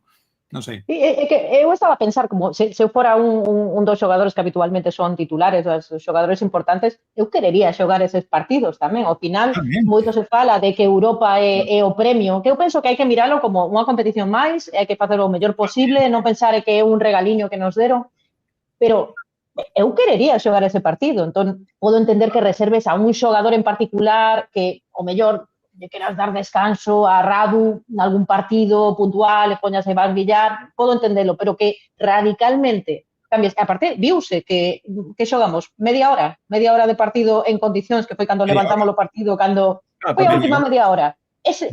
Xogando media hora, se dura 15 minutos máis o partido, gáñase, pero evidentemente non se pode... A partir do gol de Pablo Durán, que foi no minuto 67-70, unha cousa así, o Celta cambiou, pero cambiou porque xa estaban outras pezas no campo. Efectivamente. Claro, exacto. Que foi tan claro que foi o erro. O sea, ti podes facer o contrario. Saes con todas as pezas, metes 4 goles e se queres, das descanso. Pero non podes facer o contrario e pensar, bueno, isto como xa é así, xa o temos feito. Pois eso non é así nunca, non? Non é así nunca. Entón, penso que o cambio chega por aí. O sea, ten que darse conta, Claudio, de que ten as pezas que ten e que cada partido ten que plantexarse como se fose ese partido xa, non? E non estar mirando noutras cousas, non? A min pareceme que unha das cousas máis positivas de Claudio, xa o dixen antes, é que é unha persoa que comprende o fútbol, que ademais xera pois interese nos xogadores, xestiona en xeral ben o plantel, é un tipo que utiliza pois moito a razón, claro, o que pasa é que eu penso que o celtismo está nestes intres instalado nunha certa, eu penso, autocompracencia no tocante o adestrador. A mí o adestrador pareceme o adestrador correcto pro Celta, e ademais caeme ben, é da casa, é galego, e sabe o que fai, é un adestrador que eu agardo que estea moito tempo no Celta. Pero claro, despois, nas redes sociais, eu vexo comentarios como este que teño aquí diante, que podería polo na pantalla, pero non sei como facelo, así que vou ler un celtista que non vou nomear, que di: estábamos preparados para las curvas, sabíamos perfectamente qué sucedería, cero preocupación, cero miedos, cero dudas. E despois unha foto de Giraldez coa man así, cara arriba, non? Que realmente está a facer sinais a algún xogador na banda, evidentemente, pero dá unha sensación ese tipo de comentarios case de que hai parte do celtismo que realmente se comporta case como se isto fose unha secta, que non se pode realmente criticar cousas que fai Claudio, cando eu penso que el non quere iso, porque eu penso que o propio Claudio é un tipo crítico. Normalmente é un tipo crítico, realmente, sí. Non o foi na roda. Pero habitualmente sí. Habitualmente. Pero realmente sí. Tamén penso que é un tipo pues, que, como dicía alguén no chat anteriormente, pois ten que trabucarse tamén e ten que ir aprendendo dese xeito. Pero eu penso que esta idea de que se alguén critica pois está a ser anticeltista e que está a desequilibrar o equipo, etcétera, etcétera. O equipo está desequilibrado dende a planificación deportiva, como estades a dicir, porque non é un equipo que teña un plantel para xogar as 3 competicións. Iso sabe perfectamente Claudio Giraldez. É o primeiro que sabe iso. E por iso, pois tenta facer todas estas rotacións, cambiar, tal, cual, ter os xogadores o mellor enchufados posible, pero claro, despois tamén comete erros, como por exemplo, pois o que pasou en Bulgaria, non? Hai que, eu penso, levantarse deses erros e hai que pois tirar para diante, pero sobre todo, pois reflexionando sobre eses erros. Se o celtismo está instalado nunha situación na que pois prácticamente todo o que fai Claudio Giraldez está ben, cando o propio Claudio Giraldez sabe que non é así, pois iso non axuda en absoluto a que esas dinámicas poidan trocar dende o meu punto de vista, non? Sí, bueno, eu non sei se non é, entendo o que dis, non me coincidiu nunca ler o mellor tantos comentarios en redes dese estilo. Non penso que... Sí, entendo. O tono do comentario, non? Que case que estamos a falar pois dun líder, non? Mais cada un, máis que dun adestrador, que é un bo adestrador, pero non deixa de ser un adestrador. Bueno, eu penso que a xente ten lembranzas de Vietnam con Benítez, entón isto parecelle o ceo aberto, parecelle a panacea, entón todo está ben o que diga este home. Pero... Non, a ver, eu penso que ao final, a mí tamén encántame Giraldez, penso que foi a mellor decisión que tomou a directiva poñelo ao cargo do primeiro equipo. Por necesidade, non hai que... Por necesidade, pero bueno, ao final tomou a decisión, fose por necesidade ou non, pero colocaron aí é de agradecer, porque podían haber tirado de calquera outra cousa. Cada vez teño máis claro que iso foi unha sorte para nós, porque si penso en isto sempre me lembro do teu pai, é verdade que foi unha posición totalmente, vamos, que o que menos cartos nos custa, o que máis barato nos vai sair. A opción económica, sí. A opción económica, non? E sobre todo despois de escoitar outro día, non o escoitei, pero bueno, lín a reportaxe da prensa de hoxe do Consello de Administración de onte, onde se aprobaron os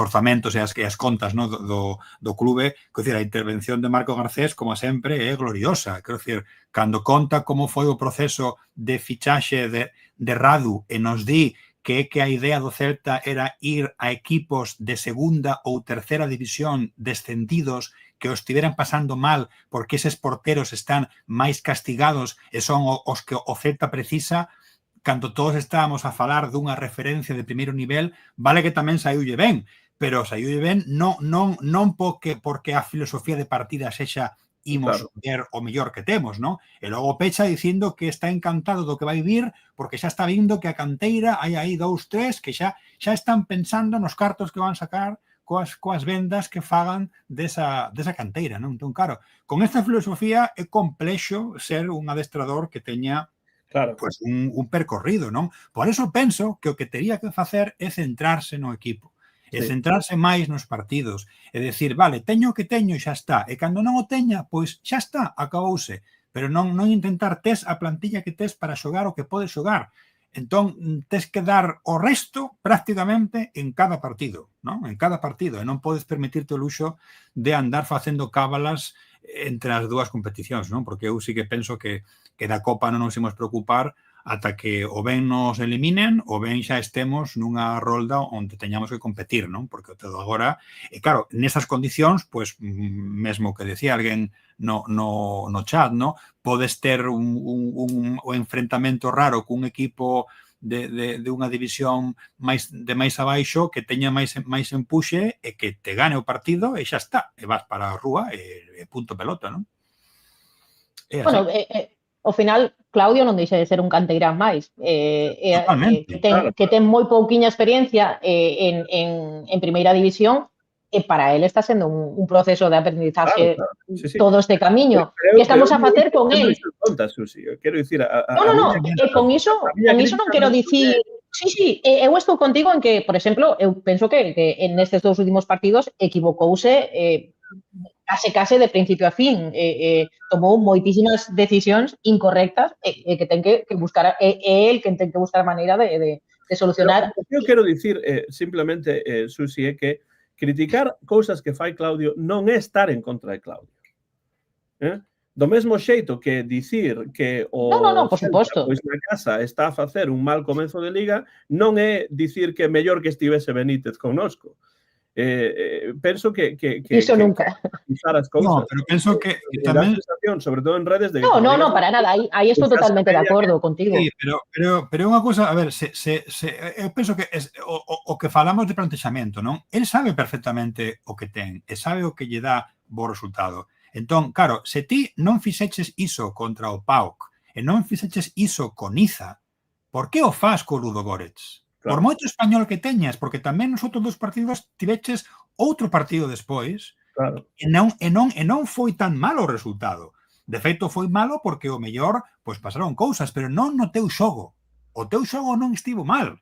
Ainda que perderas ou ainda que empataras, non? Entón, claro, se faz algo que te dá un resultado coa xente que tes, eu que non entendo cal é o plantexamento. Eu non o entendín, eu non sei se foi porque xogamos fora da casa, eu non o entendín tampouco. Entón temos que voltar a esa senda, ¿no? Que penso que é verdade o que dice Joaquín, ¿no? Que temos que ter sosiego.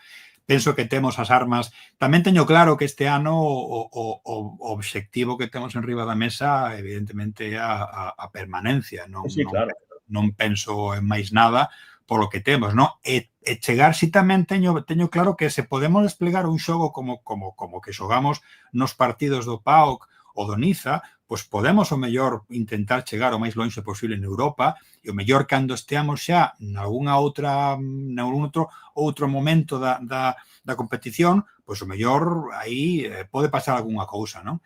Pero penso que os obxectivos están bastante claros, non? Que estaríamos tirando polo chan pois o premio que foi xogar este ano Europa outra vez facendo estas cousas, e que non estamos en Europa para de repente ter medo e sacar un montón de xente que non está preparada porque temos outra cousa despois, e que para iso paga máis a pena non competir. Ademais, eu penso que iso, Jorge, Susi, iso vai en contra precisamente do que é preparar os xogadores da canteira para que se desenvolvan ben no primeiro equipo, non? Porque xeralmente tes que arroupar eses xogadores, non tes que agardar que contra un equipo, por moi botalos os leóns, por moi inferior en principio que sexa a ti, que iso, bueno, despois hai que amosalo no campo, non?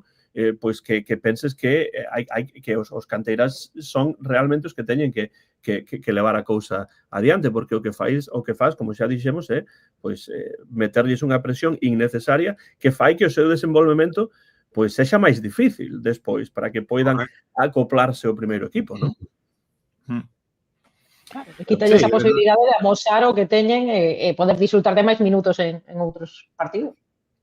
E algún está ben, por exemplo, a min gustoume moito o desenvolvemento de Ángel Arcos o outro día. Penso que é un xogador que xa no Fortuna está empezando a ver que ten unha certa calidade, é o típico xogador que podes pues, usalo cando sexa pertinente para un partido concreto, para algunha cousa, e ir dándolle un pouco de rodaxe, non?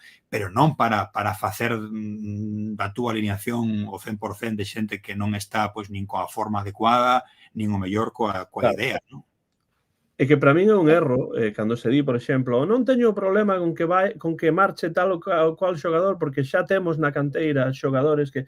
É dicir, cando se fala de Beltrán, por exemplo, non? Hai moita xente que di, bueno, pois que non hai problema, se lisca Beltrán, pois temos 2 ou 3 xogadores na canteira, pero que precisas a xogadores tipo Beltrán para que eses xogadores da canteira poidan acoplarse e poidan desenvolverse no primeiro equipo. Eu penso que iso é moi importante, non?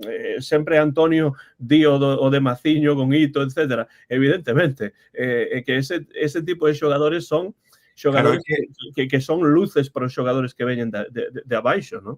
Totalmente. E en calquera proceso que teña unha semellanza pois comparativa o que poden ser, por exemplo, calquera oficio artístico, ningunha persoa que desenvolve un oficio artístico o máximo da súa capacidade marcha e entra un aprendiz. Quero dicir, calquera aprendiz de calquer oficio, de calquera disciplina artística, ten un mestre, ten unha persoa que xa estivo aí, que xa desenvolveu iso e que é a persona que pasa, digamos, o testigo para a seguinte xeración. Entón, non podemos pensar que temos reforzos abondo nas posicións esos X se non temos os xogadores que están desenvolvendo esas funcións agora con eles un tempo para que poidan aprender, non? É que é unha cousa moi, moi, moi importante ter esa idea de combinación sempre de Porque calidade. Para mí é un pouco como construir a casa polo tellado, non? Totalmente. Aparte, no caso de Arcos, foi convocado no partido anterior de Liga, antes de xogar co Ludogorets, foi convocado, non xogou, e de repente non lle das minutos nun partido de Liga, nin sequera os últimos 2 minutos, e saca o titular no once inicial nun partido de Europa League. Tampouco o entendín. Que pensades, por certo, sobre el Abdelawi? Porque había unha pregunta anteriormente no chat sobre el Abdelawi titular, penso que era Rubén Lomba que decía que él pensaba que sí que o merece. Hombre, dos que temos aí nesa posición, penso que está empezando a despuntar un pouquiño. E de verdade, tamén o falábamos, creo que no bar anterior, non? É o xogador perfecto para que lle vayas dando minutos en cada partido, podan xugar 20, 25, 30, e realmente unha persoa que está pois amosando máis compromiso e máis esforzo, non? Moito máis que outros que temos no campo en posicións semellantes, non? E penso que eso é moi positivo, penso que o rapaz ten boa calidade, falta todavía, non? Moita técnica, é moi rápido, o día que poida combinar a rapidez que ten coa precisión técnica nas últimas xogadas, pois vai ser un xogador moi importante, non? Tamén é certo que nese día que teña esa técnica combinada coa rapidez, chegará calquera coa chequeira, dirá pum, non? E non faremos nada para retenelo. Pero, bueno, de momento penso que podemos aproveitalo moito máis e o mellor, bueno, titular dependerá do partido, pero sí que penso que está para xogar todos os partidos, para ter contribuído a polo menos 20, 30, 40 minutos estar aí dando, pois, se queres refresco a outra xente de máis confianza, no? Que tes no campo, de máis experiencia. Penso que, por exemplo, a día de hoxe está a dar moito máis do que penso que dera Williot cando chegou. Quero dicir, agora xa estamos... Estaba a pensar no mesmo exemplo. Pero claro, Williot chegou tamén con esa idade e ao principio pois non deu tanto como o que está a dar el Abdelawi agora, no? Coa idade que ten neste momento. Sí, estaba a pensar exactamente o mesmo que estaba a comentar Jorge. Recordábame moito eses inicios de Williot, pero eu estou a ver moitísimo máis potencial el Abdelawi do que lle vira a Williot no seu momento, que tardou moito, era moi irregular, tiña algún partido onde sí que amosaba... Físicamente tiña problemas tamén. Como? Digo que físicamente ás veces tamén tiña problemas. Sí. Sí, certo, a verdade que non lle acompañou tampouco. Pero eu estou de acordo con Jorge, que eu penso que se combina esa precisión que ainda lle falta de cando en cando co resto que ten, pode chegar a ser dun fixo no plantel. Sí, ten polo pronto máis potencia física que outros xogadores. É un xogador con moito máis físico, con moita máis presencia física, e ten unha forma de posicionarse no campo bastante máis natural do que teñen outros xogadores. E iso nun xogador da súa idade pois é importante, non? E xa tivo algúns momentos de poder rematar con xogadas que de ter entrada a bola tiveran sido golazos inmensos, non? Faltalle iso, non? Pero polo menos é capaz de xenerar iso en cada partido. Cada vez que xoga saen unha ou dúas desas bueno, o gol do Ludogorets foi un golazo espectacular, quer dicir, dalle ese ben e non pensa, e ás veces un pouco adoecemos diso, non? Penso que tiñemos que facer iso moitas máis veces, non? Tirar dende posicións claras, mesmo outro día contra o Español, polo menos que eu contara 2 ou 3 veces, tivemos algunha ocasión de un tiro máis claro e non perdernos entre o bosque de pernas da xente do Español pasando de aquí para lá nun momento onde o mellor, pois, a primeira vez que teñas ocasión, temos que tirar máis entre os tres paus, non? É algo que non estamos a facer, non? E Jones penso que pode ser unha boa baza neste ano, a día de hoxe, bastante máis do que está a ser, por exemplo, o propio Brian Zaragoza, non? De aí, Celtoia que de Jones, del Abdelawi é o que dixeron Garcés e Claudio, que ficharon por cualidades que non hai na canteira, potencia e presenza física. Eu, nisto, pois, teño a opinión moi semellante a vosa, pero sobre todo porque eu penso que cos canteiráns hai que ter sempre moitísima paciencia, non? Simplemente porque dá a sensación de que hai unha grande parte do celtismo que ten tantas ganas de que os canteiráns fagan as cousas ben e realmente sexan pois un Gabri Veiga, un Iago Aspas, un Fer López, que ás veces pois ensalzan moito un Pablo Durán, non? Que está a marcar moitos goles nesta tempada, que ás veces ensalzan moito unha actuación dun canteirán e despois tamén critican moito un canteirán cando non dá o que eles pensan que ten que dar, cando realmente é un xogador en evolución aínda, non é un xogador totalmente feito. Así que eu con el Abdelawi en xeral, cos futbolistas da canteira, pois eu o que pido sempre é que si, ese sosego que pide Joaquín para o Celta en xeral, pois eu quizáis non o teño tanto co Celta en xeral, pero sí cos canteiráns, que non son fenómenos ata que se amose o contrario, que non son petardos, porque sen dúbida non estarían pois xogando mesmo no Fortuna e no primeiro equipo se fosen petardos, evidentemente que non o son. Hai que ter, penso, un pouco de mesura nese sentido. Di Antonio Pérez que hai tantos futbolistas que están a piques de dar o salto, para min Durán xa o deu. Bueno, pois, pero tamén con Durán eu penso que hai que ter paciencia, porque así como dá o salto, pois pode tamén voltar para atrás, non? E hai que ter cuidado, porque tamén o fútbol sabe o Celta, porque ten unha psicóloga, pois ten un componente psicolóxico moi importante, non? Hai que ter cuidado con iso. Sí, é importante. Penso que o caso de Durán é semellante ao caso de Carreira, non? O de Javi Rueda, quer dizer, son xogadores que evidentemente están un chanzo máis que outros, teñen xa outra cousa, xa están noutro rodaxe, noutra visión de xogo distinta, non? Pero tampouco por iso podemos xa facer deles titulares indiscutibles. Non penso que tivera sido un caso moi semellante de ter quedado Fer López, estaríamos facendo un caso moi parecido, non? E penso que tamén por esa cualidade, non, de estar aínda empezando, penso que aínda que económicamente fose unha boa idea, profesionalmente, persoalmente, formativamente, o mellor non era o momento máis acaído para dar ese salto a ese tipo de fútbol, e xa estamos a ver pois que eso, formalmente non está sendo tan boa idea, non está xa a xogar partidos, veo outro adestrador distinto que non conta con el, está nunha idade pois un pouco mala, ¿no? Para de repente, e o mellor pois podes estragar un xogador cun potencial fantástico soamente porque pois chegou un equipo con cartos arriba da mesa, ¿no?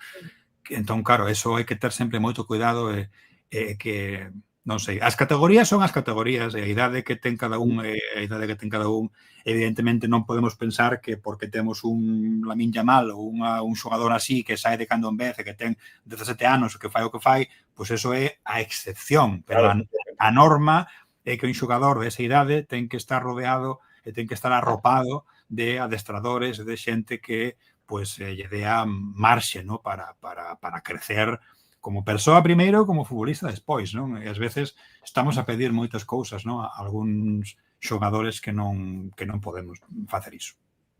O propio Aspas foi un xogador así, que saiu e despois voltou e bueno, pois é figura indiscutible xa da historia do Celta. Di Jaime Soto que a Ferlo le han jorobado a carreira. Eu non o vexo tanto así, penso que iso é un pouco radical dicir que lle jorobaron a carreira, pero sí que é certo que non foi o movimento adecuado, porque un ve, ademais, os Wolves ve... É rescatable, penso que é unha carreira rescatable aínda. Sí, eu penso que sí. Sí, absolutamente. Pero foi un movimento moi malo, moi malo. Sí, pero que anos ten Fer López? Totalmente rescatable, non? Ten 20 anos. Diso que di Antonio xa falamos a semana pasada, de que dá a sensación de que podería ser que Fer López voltase. Enviamos unha aperta tamén a Mario Seijas, que está a escoitar o programa, e di que lo digan a Fer López, a ver se Mario un día destes pasa polo Bar Celeste de volta.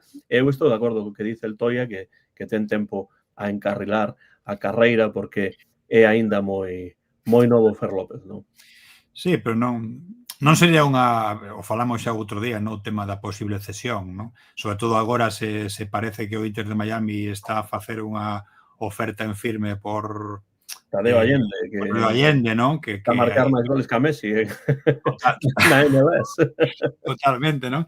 Entón, bueno, se libera as cousas, pois non sería evidentemente unha incorporación pois mala, todo o contrario, o sea, se en decembro, xaneiro chegase Fer López cedido, pois penso que Claudio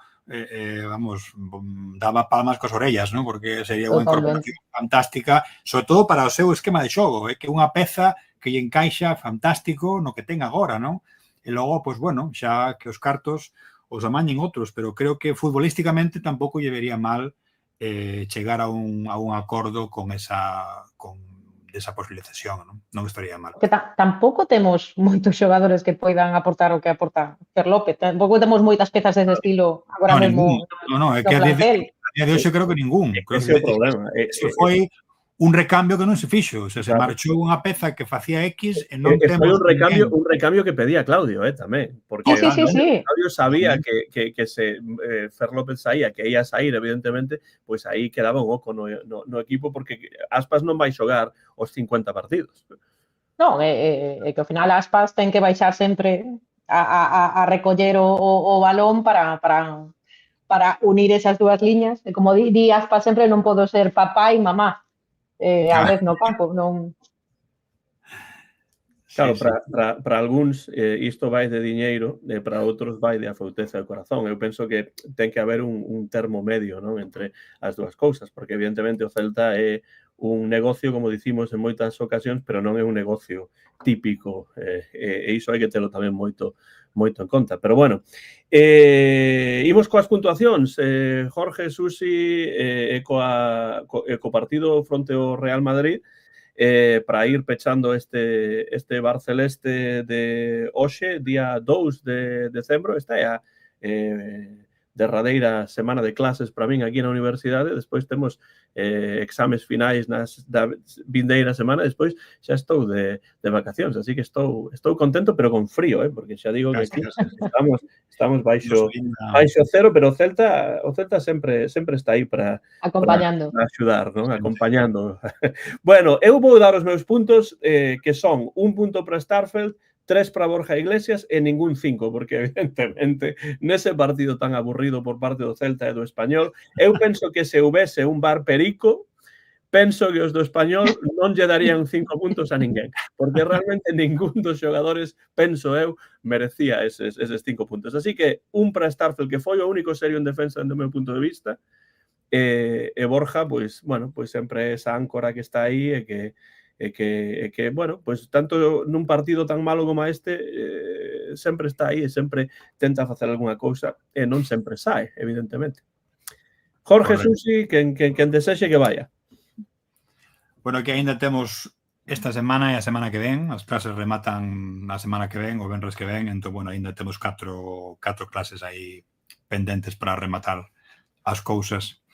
Pero, bueno, eu, pois, a verdade é que tiña pensado facer o mesmo que fixo Ferro. Tiña xa pensado, penso que non vou dar 3 e 1, e vou dar solamente os 5 a Borja Iglesias, non? Porque tamén estive intentado de dar 3, pero, bueno, me parece que está ben recoñecer que por segunda vez deu unha está a dar clases magistrais do que ten que facer un delanteiro, do que ten que xogar incluso sen espacios, con defensa cerrada, con dous defensas que lle tiveron encima todo o rato, que tivo faltas a casco porros en que xa as pitasen, e aínda así nunca perde a visión do xogo, nunca perde as costas, sempre está dando o todo. E tamén o que xogou contra o Ludogorets foi o mesmo, quer dizer, cando el saiu no campo realmente a cousa mudou por completo, e realmente sempre o compromiso que ten co xogo e está nun momento de forma espectacular, penso que está a dar leccións do que teñen que facer. Aí sí que un xogador que vai ser o que tiría que ser moi formativo para outros xogadores que poden facer iso, non?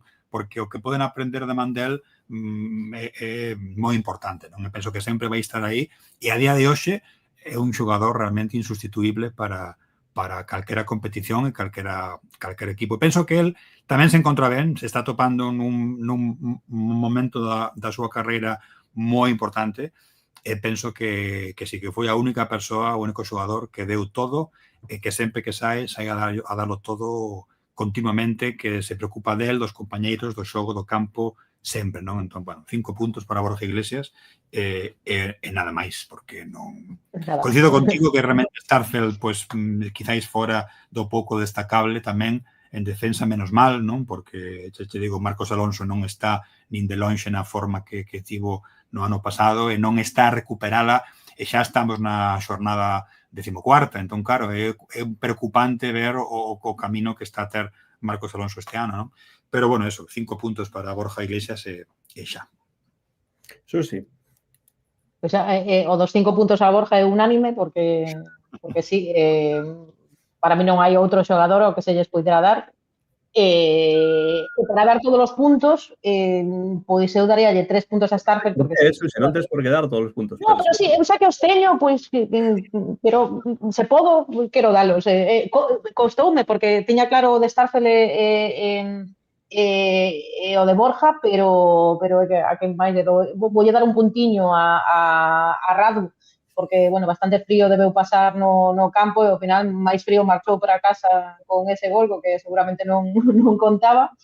Que penso que quizáis foi o menos responsable do que sucedeu o resultado final, pero sí, os 3 puntos para Starfelt, porque penso que foi o único destacable da nosa defensa en positivo, e bueno, eses 5 para Borja, porque un partido máis, ao final é o estandarte do equipo. Pensades que Radu puido facer máis nese gol, porque foi unha xogada extraña. Extrañísima. De que foi un segundo córner sacado exactamente do mesmo xeito que o primeiro foi rexeitado pois de novo a córner, e o segundo pois foi prácticamente a mesma xogada con remate que bueno, pois eu penso que en principio era bastante evitable, pero despois vendo a repetición vexo que sí que Radu mesmo podría ter feito un pouco máis, non? Tendo o meu punto de vista, tamén tendo en conta que é moi fácil dicir que un xogador podería ter feito, pero eu penso que sí, que foi un gol que podería ser evitable tanto pola defensa como polo propio Radu, pero máis pola defensa, porque... Máis pola defensa, pode ser, quizás Radu pudera facer algo máis no gol, e máis cando, como dís ti, sacouse o mesmo saque de esquina 2 veces seguidas prácticamente do mesmo xeito, pero a defensa, aparte tiña un cabreo Radu coa defensa despois do gol. Pola defensa claramente, porque penso que estivo máis estorbado polos seus propios compañeiros que polos xogadores do Español. Sí, efectivamente. Claro, que claramente pola posición na que estaba Radu é un balón que pode chegar moito mellor porque ten moita axilidade e reflexos e son precisamente os propios compañeiros os que non están a estar ben colocados, están moi cerca, colocar non lle permiten ter, digamos, unha posición limpa sorpréndelle un pouco o remate tamén porque un remate que fixo con demasiada facilidade. E realmente, claro, se fora o primeiro córner, vale, pero claro, cando pasa o segundo córner coa mesma xogada en 3 piches igual, pois é un problema. Foi un gol tamén que case non é que regalásemos, pero dimos moitas facilidades para que ese gol entrase, ¿no? Bueno, pues dúas, ia decir victorias, dúas derrotas consecutivas, unha en Europa, outra na Liga. Bueno, o Celta xoga fronte ao Sant Andreu, que é un partido que algúns din que pode ser un partido trampa por la dinámica do Celta, etcétera, pero que despois dese partido de Copa gañe ou non gañe o Celta, que eu penso que evidentemente debería gañar e pasar a seguinte rolda, pois despois chega unha visita ao Bernabéu que é un estadio realmente no que hai quen saca puntos, pero o Celta non é deses equipos que xeralmente sacan puntos no Bernabéu, pero que ten que pasar para que o Celta saque algo, aunque sexa un empate da visita á capital. Para sacar un empate, para empezar, os erros que cometimos en defensa contra o Español non poden ter lugar porque o Madrid falle falta nada, non moi pouco, falle falta nada para facernos un gol en condicións normais, se ainda por riba cometemos erros absurdos en defensa, entón se non estamos serios en defensa vai ser imposible, bueno, logo atinar de cara a gol e crearlle perigo á defensa do Madrid, que non vai ser doado. Ese é o problema, ¿no? Porque se tomamos como referencia un partido semellante que pode ser o partido co Barça, ¿no? Un partido co Barça, fixemos un partido moi serio ao principio. En ese partido serio, claro, non cometes erros e podes marcar goles, pero no momento no que cometes erros, o Barça te coloca 4 e xa está. Claro. E aquí vai pasar exactamente o mesmo. E penso que agora chegamos cunha dinámica de forma moito peor. Estamos, pues, sabes, en un momento onde o Madrid está necesitado de puntos, de victorias, de coller outra dinámica, e realmente non o vai poner fácil. Se nunca é fácil, este é o peor momento de todos para visitar o Bernabéu neste momento. Entón, claro, eu xa o que pido é pois, intentar facer unha cousa, bueno, que non sea ridícula e que se perdes, pois que perdas se o das todo e se intenta xogar o fútbol, non? E xogar o fútbol, pois é o que ten. Que perdes 2-4, 2-5, perfecto, pero se xogas, a min eso, pois, importame pouco. Claro, eu co que non quero que me pasen por riba e que me metan 7-0, 7-1 sen facer nada, non? Porque eso é un ridículo para ti e tampouco anímicamente non está ben, non? Que pode ser un partido que o mellor empatemos, que o mellor haya goles e acabemos 3-3, pois pode ser, non? Pero se pasa iso, eu penso que tamén nese momento o final, pois o Madrid poderá marcar e perderemos, non? Pero bueno, temos que estar moi concentrados e non estamos agora mesmo coa forma física e mental, sobre todo mental, para dar a cara e para estar pendentes de non facer erros, non? Non penso que sexa ese o caso Gallá, pero penso que non estamos coa dinámica mental e física para afrontar este partido con garantías, non? Sí, ese para min é o problema, é un pouco o que di Celtoia, se perde que sexa dando a cara, totalmente. É importante, agardo que así sexa, non que se perda, pero sí que se dé a cara, pero evidentemente o Bernabéu é un lugar nefasto para cambiar a dinámica, pero tamén é certo que se consigue un empate, pois iso sí que pode de algún xeito axudar a cambiar esa dinámica. Evidentemente teñen que xogar os xogadores que teñen que xogar. É o que dicía Jorge antes, en este partido pois é evidente. Non hai que pensar que despois dese partido hai partido fronte ao Boloña, non hai que pensar que despois diso ven o Athletic Club de Bilbao, porque evidentemente o calendario non é sinxelo. O Celta ten que sair cos xogadores que ten ten que facer o mellor partido posible fronte aos de Xabi Alonso, que non están a facer unha tempada excelente. O que pasa é que, xa digo, a Liga Española está feita para dous.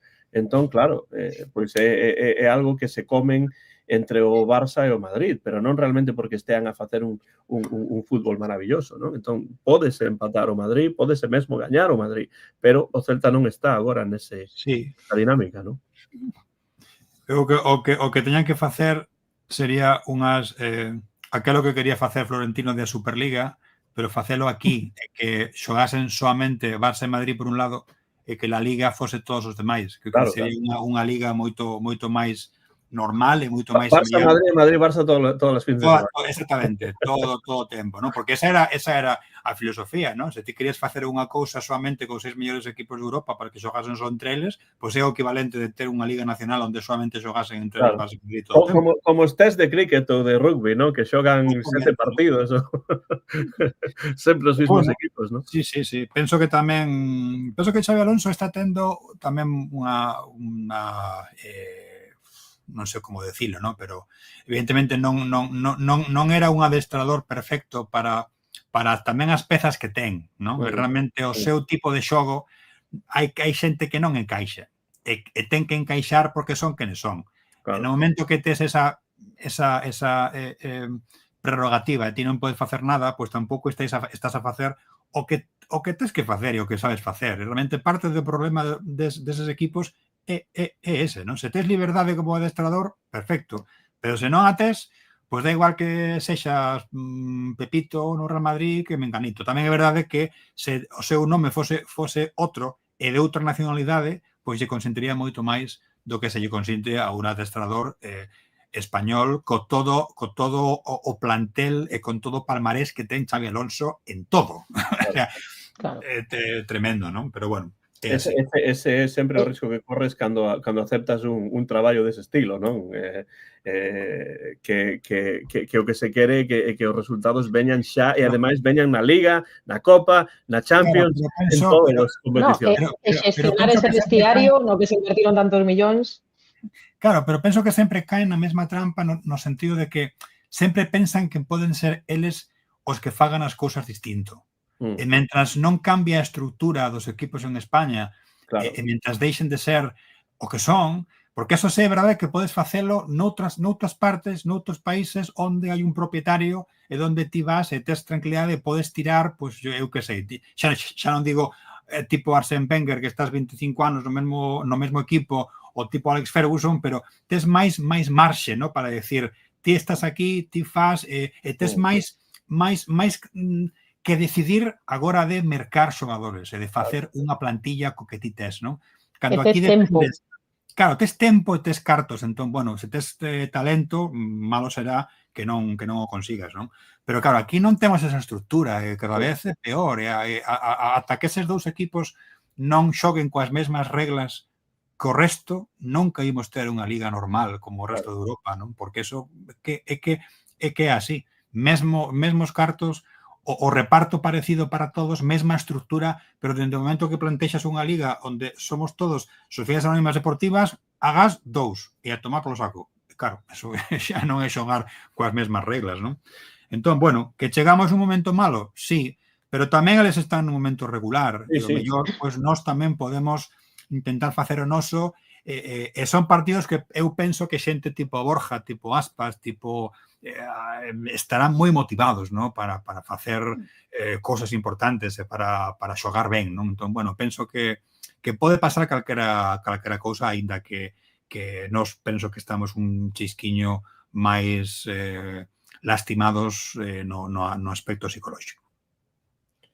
Sí, pero bueno, é certo que pode pasar calquera cousa, porque ao final están máis presionados eles en obter resultados que necesitan para colocarse onde queren estar. Claro. Que quizáis nos anímicamente, pois sí, estamos máis mermados, porque, bueno, vimos de 2 derrotas, pero ao final sabemos que a porcentaxe de posibilidades de gañar un Santiago Bernabéu son mínimas.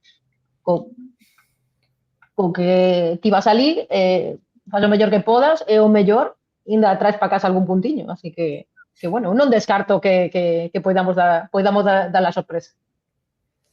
Di aí Jaime Soto que o que queren Madrid e Barça é un modelo europeo con sistema de franquicias para seguir dominando a cousa a nivel de Europa.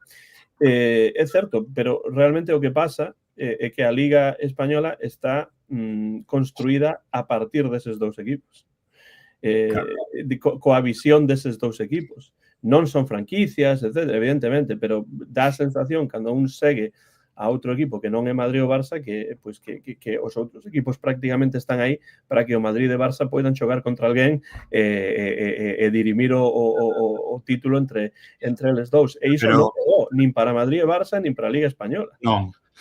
Aparte que realmente a filosofía debaixo das franquicias a día de hoxe nin Barça nin Madrid poden asumila porque non teñen nin os cartos suficientes para ter a estructura ni os inversores. E máis ben eu penso que é o contrario, que cada vez máis grupos de inversión norteamericanos, sobre todo, están a mercar equipos potentes europeos para precisamente facer iso, facer o sistema franquiciado, pero a inversa, que decir, mercando eles acabando a propiedade pois do United, do Liverpool, do incluso creo que outro día foi o Atlético de Madrid, ¿no? que vendeu a propiedade máxima, ¿no? Da familia que son propietarios ao grupo norteamericano, ¿no? Entón, claro, ese sistema solamente funciona cando tes unha estructura potente detrás, ¿no? Ni Madrid ni Barça a teñen, e por ese motivo, quero dicir, está todo un pouco rigged, ¿no? Dende o principio, ¿no? As normas non son iguais para eles dous, porque se fosen iguais,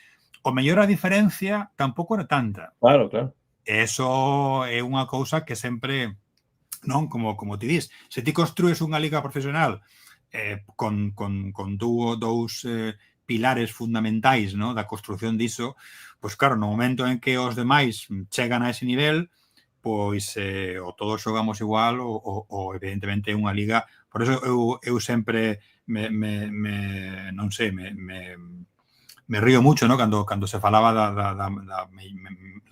da mellor liga, ¿no? Como a mellor liga de Europa, nin de lonxe, quero dicir, pero sinceramente por un tema de estrutura económica e de filosofía e de reparto, hai moitas máis cousas que a calidade dos equipos, que non dubido, pero é que a vida de hoxe eso afecta tanto o desenvolvemento do resto que mentras eso non cambie e todo o que vai detrás, non? Por eso é así, e tamén é así a Liga de Fútbol Profesional, e tamén é así o sistema arbitral que temos, tamén é así a prensa, todo o que rodea o fútbol profesional en España ten ese problema, non? Pois nesto penso que estamos moi de acordo. Mario, coa súa retranca, na que ten certa razón tamén, hai que dicirlo, só certa razón, pero aí está. E nada, imos coa porra. Eu vou dicir 2-0 pro Madrid, porque eu non vexo o Celta en condicións de facer algo positivo neste partido. Agardo trabucarme, pero 2-0 pro Madrid, pois porque hai un tipo que se chame a Kylian Mbappé que coa defensa que está a ter o Celta, pois algún gol seguro que marca e o Celta claro, vai... Antes falábamos de xente como Brian Zaragoza, non? Que ten que aprender a facer cousas distintas, o que sempre fai o mesmo, non? Claro, que o problema non é facer sempre o mesmo, porque Mbappé tamén fai o mesmo sempre. O que pasa é que das 10 veces que Mbappé fai o mesmo sempre, 9 acaban en gol espectacular, unhas xogadas increíbles. Entón, claro, non é un tema de facer o mesmo, senón de facer o ben e de saber facer, non? Entón, pois sí, é o problema. A defensa que temos, por moi ben que estemos, é complexo, non? Que non recibamos un certo castigo. E das 10 veces que Brian Zaragoza intenta a mesma xogada, 9 media saen mal. Esa media é que o mellor o pase chega a alguén, pero sí. Claro, que eu dicía de Brian é que en algún intre enchufará algún gol, evidentemente, pero é que é moi previsible o que fai. Unha mágoa, porque o outro día, despois dese reverso tan estupendo de Borja, ese balón que lle chegou, foi unha mágoa que ese tiro con unha certa parábola non entrase, porque eu penso que aí a dinámica persoal súa tivese cambiado, igual que cambiou a de Jude Clah no seu día cando marcou os 2 goles. Penso que precisa dun momento así, non? É unha pena porque nese momento a xogada era tan boa, o sea, foi unha das mellores xogadas do partido, e que non rematase en gol, pois foi un pouco, non? Pero tamén penso que hai moitas cousas desas que poden ser automatizadas e que non se fan, e hai un certo, penso que hai, tampouco sei se é falta de que non se adestren ben, non se ensayen, hai moita cousa de traballo previo aos partidos que penso que tampouco o mellor non se está a facer todo o insistente que se debería, porque eses erros que suceden sistemáticamente a portas baleiras, a tiros que son claros que non se tiran, son cousas que se poden traballar bastante máis, non? En tampouco sei cal é o problema, porque non se consiguen automatizar máis esas cousas, non? Susi, tes unha porra, un comentario final sobre o partido do Bernabéu? Bueno, eu a porra que vou facer non é o que penso que vai pasar, porque penso que non imos puntuar no Bernabéu, pero como vai en contra dos meus principios dicir que o Celta perde incluso nas porras, como non me estou a xogar cartos nesta porra, pois eu vou dicir que imos... Non estamos a xogar cartos, iso está... Claro, entón non me preocupa tanto. Eu vou dicir que imos empatar, teño aí unha pequena esperanza de que traíamos un puntiño, a ver se pasa algo raro. Vou dicir 2-2. 2-2. E os goles do Celta son de... Son de Pablo Durán e de Borja Iglesias. Durán e Borja, igual que dixo Fer, en que Fer dixo que o Celta perdía 3-2. Sí. Bueno, eu vou dicir que ese terceiro non pasa. Jorge. Pois eu tamén teño a mesma idea co que quero que pase, pero que o mellor vai pasar é outra cousa, pero bueno, tamén me pasa como a Susi, que non soy quen de dar nas porras un resultado malo. Pero eu penso que se con equipos como este, cando deixan xogar, o Celta se solta máis. Entón, penso que pode ser un partido, se conseguimos estar tranquilos e sair cun pouco de ánimo e con boa xente inspirada, pode ser un partido de goles. Eu vou dicir 3-3. Penso que pode ser un partido desas características, e se estamos inspirados, pues pode meter Borja Iglesias un par deles e Aspas outro. Veña, para irse xa contento. Pues sería realmente un bo resultado ese empate, a lo menos en Madrid, para un Celta que está pues nunha dinámica evidentemente negativa, pero sobre todo esa dinámica vai acompañada de goles que consigues meter cando tes ocasións claras. Claro. Porque sí. se empatas, se metes goles, e tamén te meten a ti, pero ti consigues polo menos as túas metelas, a dinámica mental tamén é diferente. Unha das diferenzas entre este ano e o ano pasado, estarás de acordo, Jorge, porque o ano pasado a dinámica era tal que cando se tiñan un par de ocasións entraban. Pero este ano non está a ocorrer. Tamén o que pasa é que este ano non xeramos as ocasións. Que a min ás veces preocupame máis porque fallalas, bueno, fallalas ás veces é iso, que non estás no momento de gracia, hai veces que entra todo, tiras 3 veces, entran as 3, e hai veces que tiras 10 e non entra ninguna, pero hai que tirar.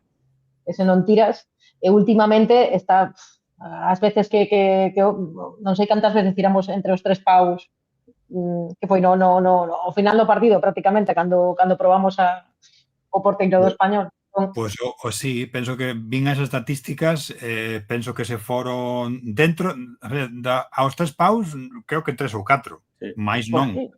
Imposible, xa me parten moitas.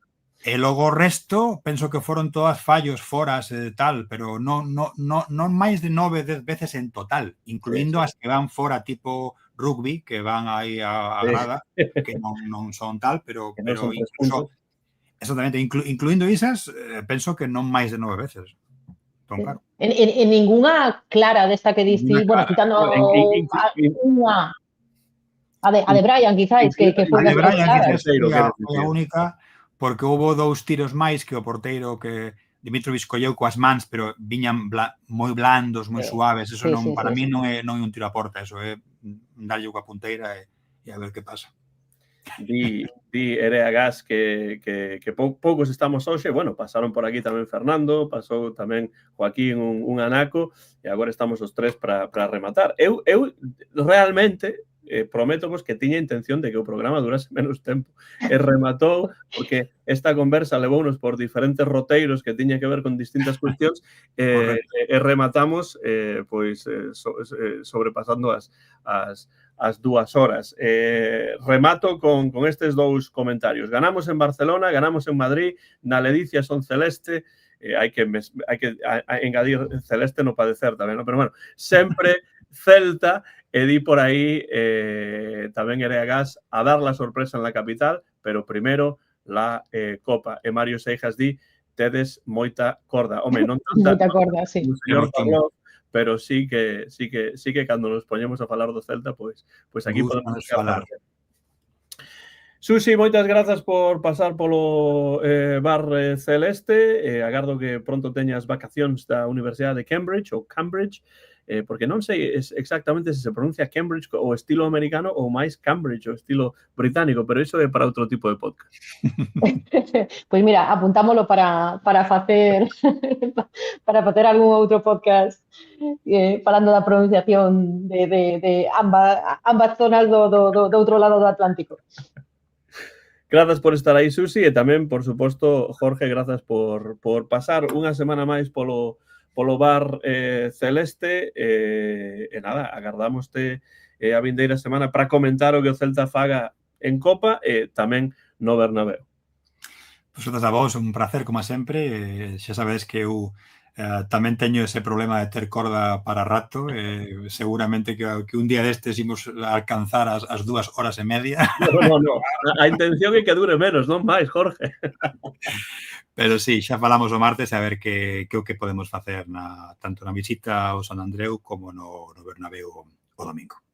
E agora, en preparación para sair aí afora, onde estamos baixo cero, hai un pouco de neve no chan, pois vou poñer aquí isto que en inglés se chama beanie, pero é un gorro de inverno do Real Club Celta de Vigo que conseguín nunha desas visitas a Vigo.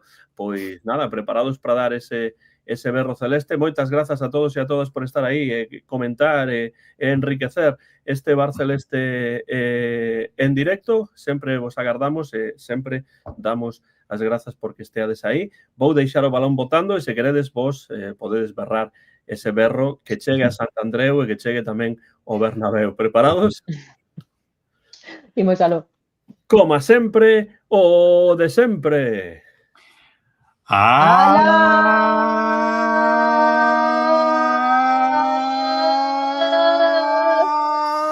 Celta! Celta!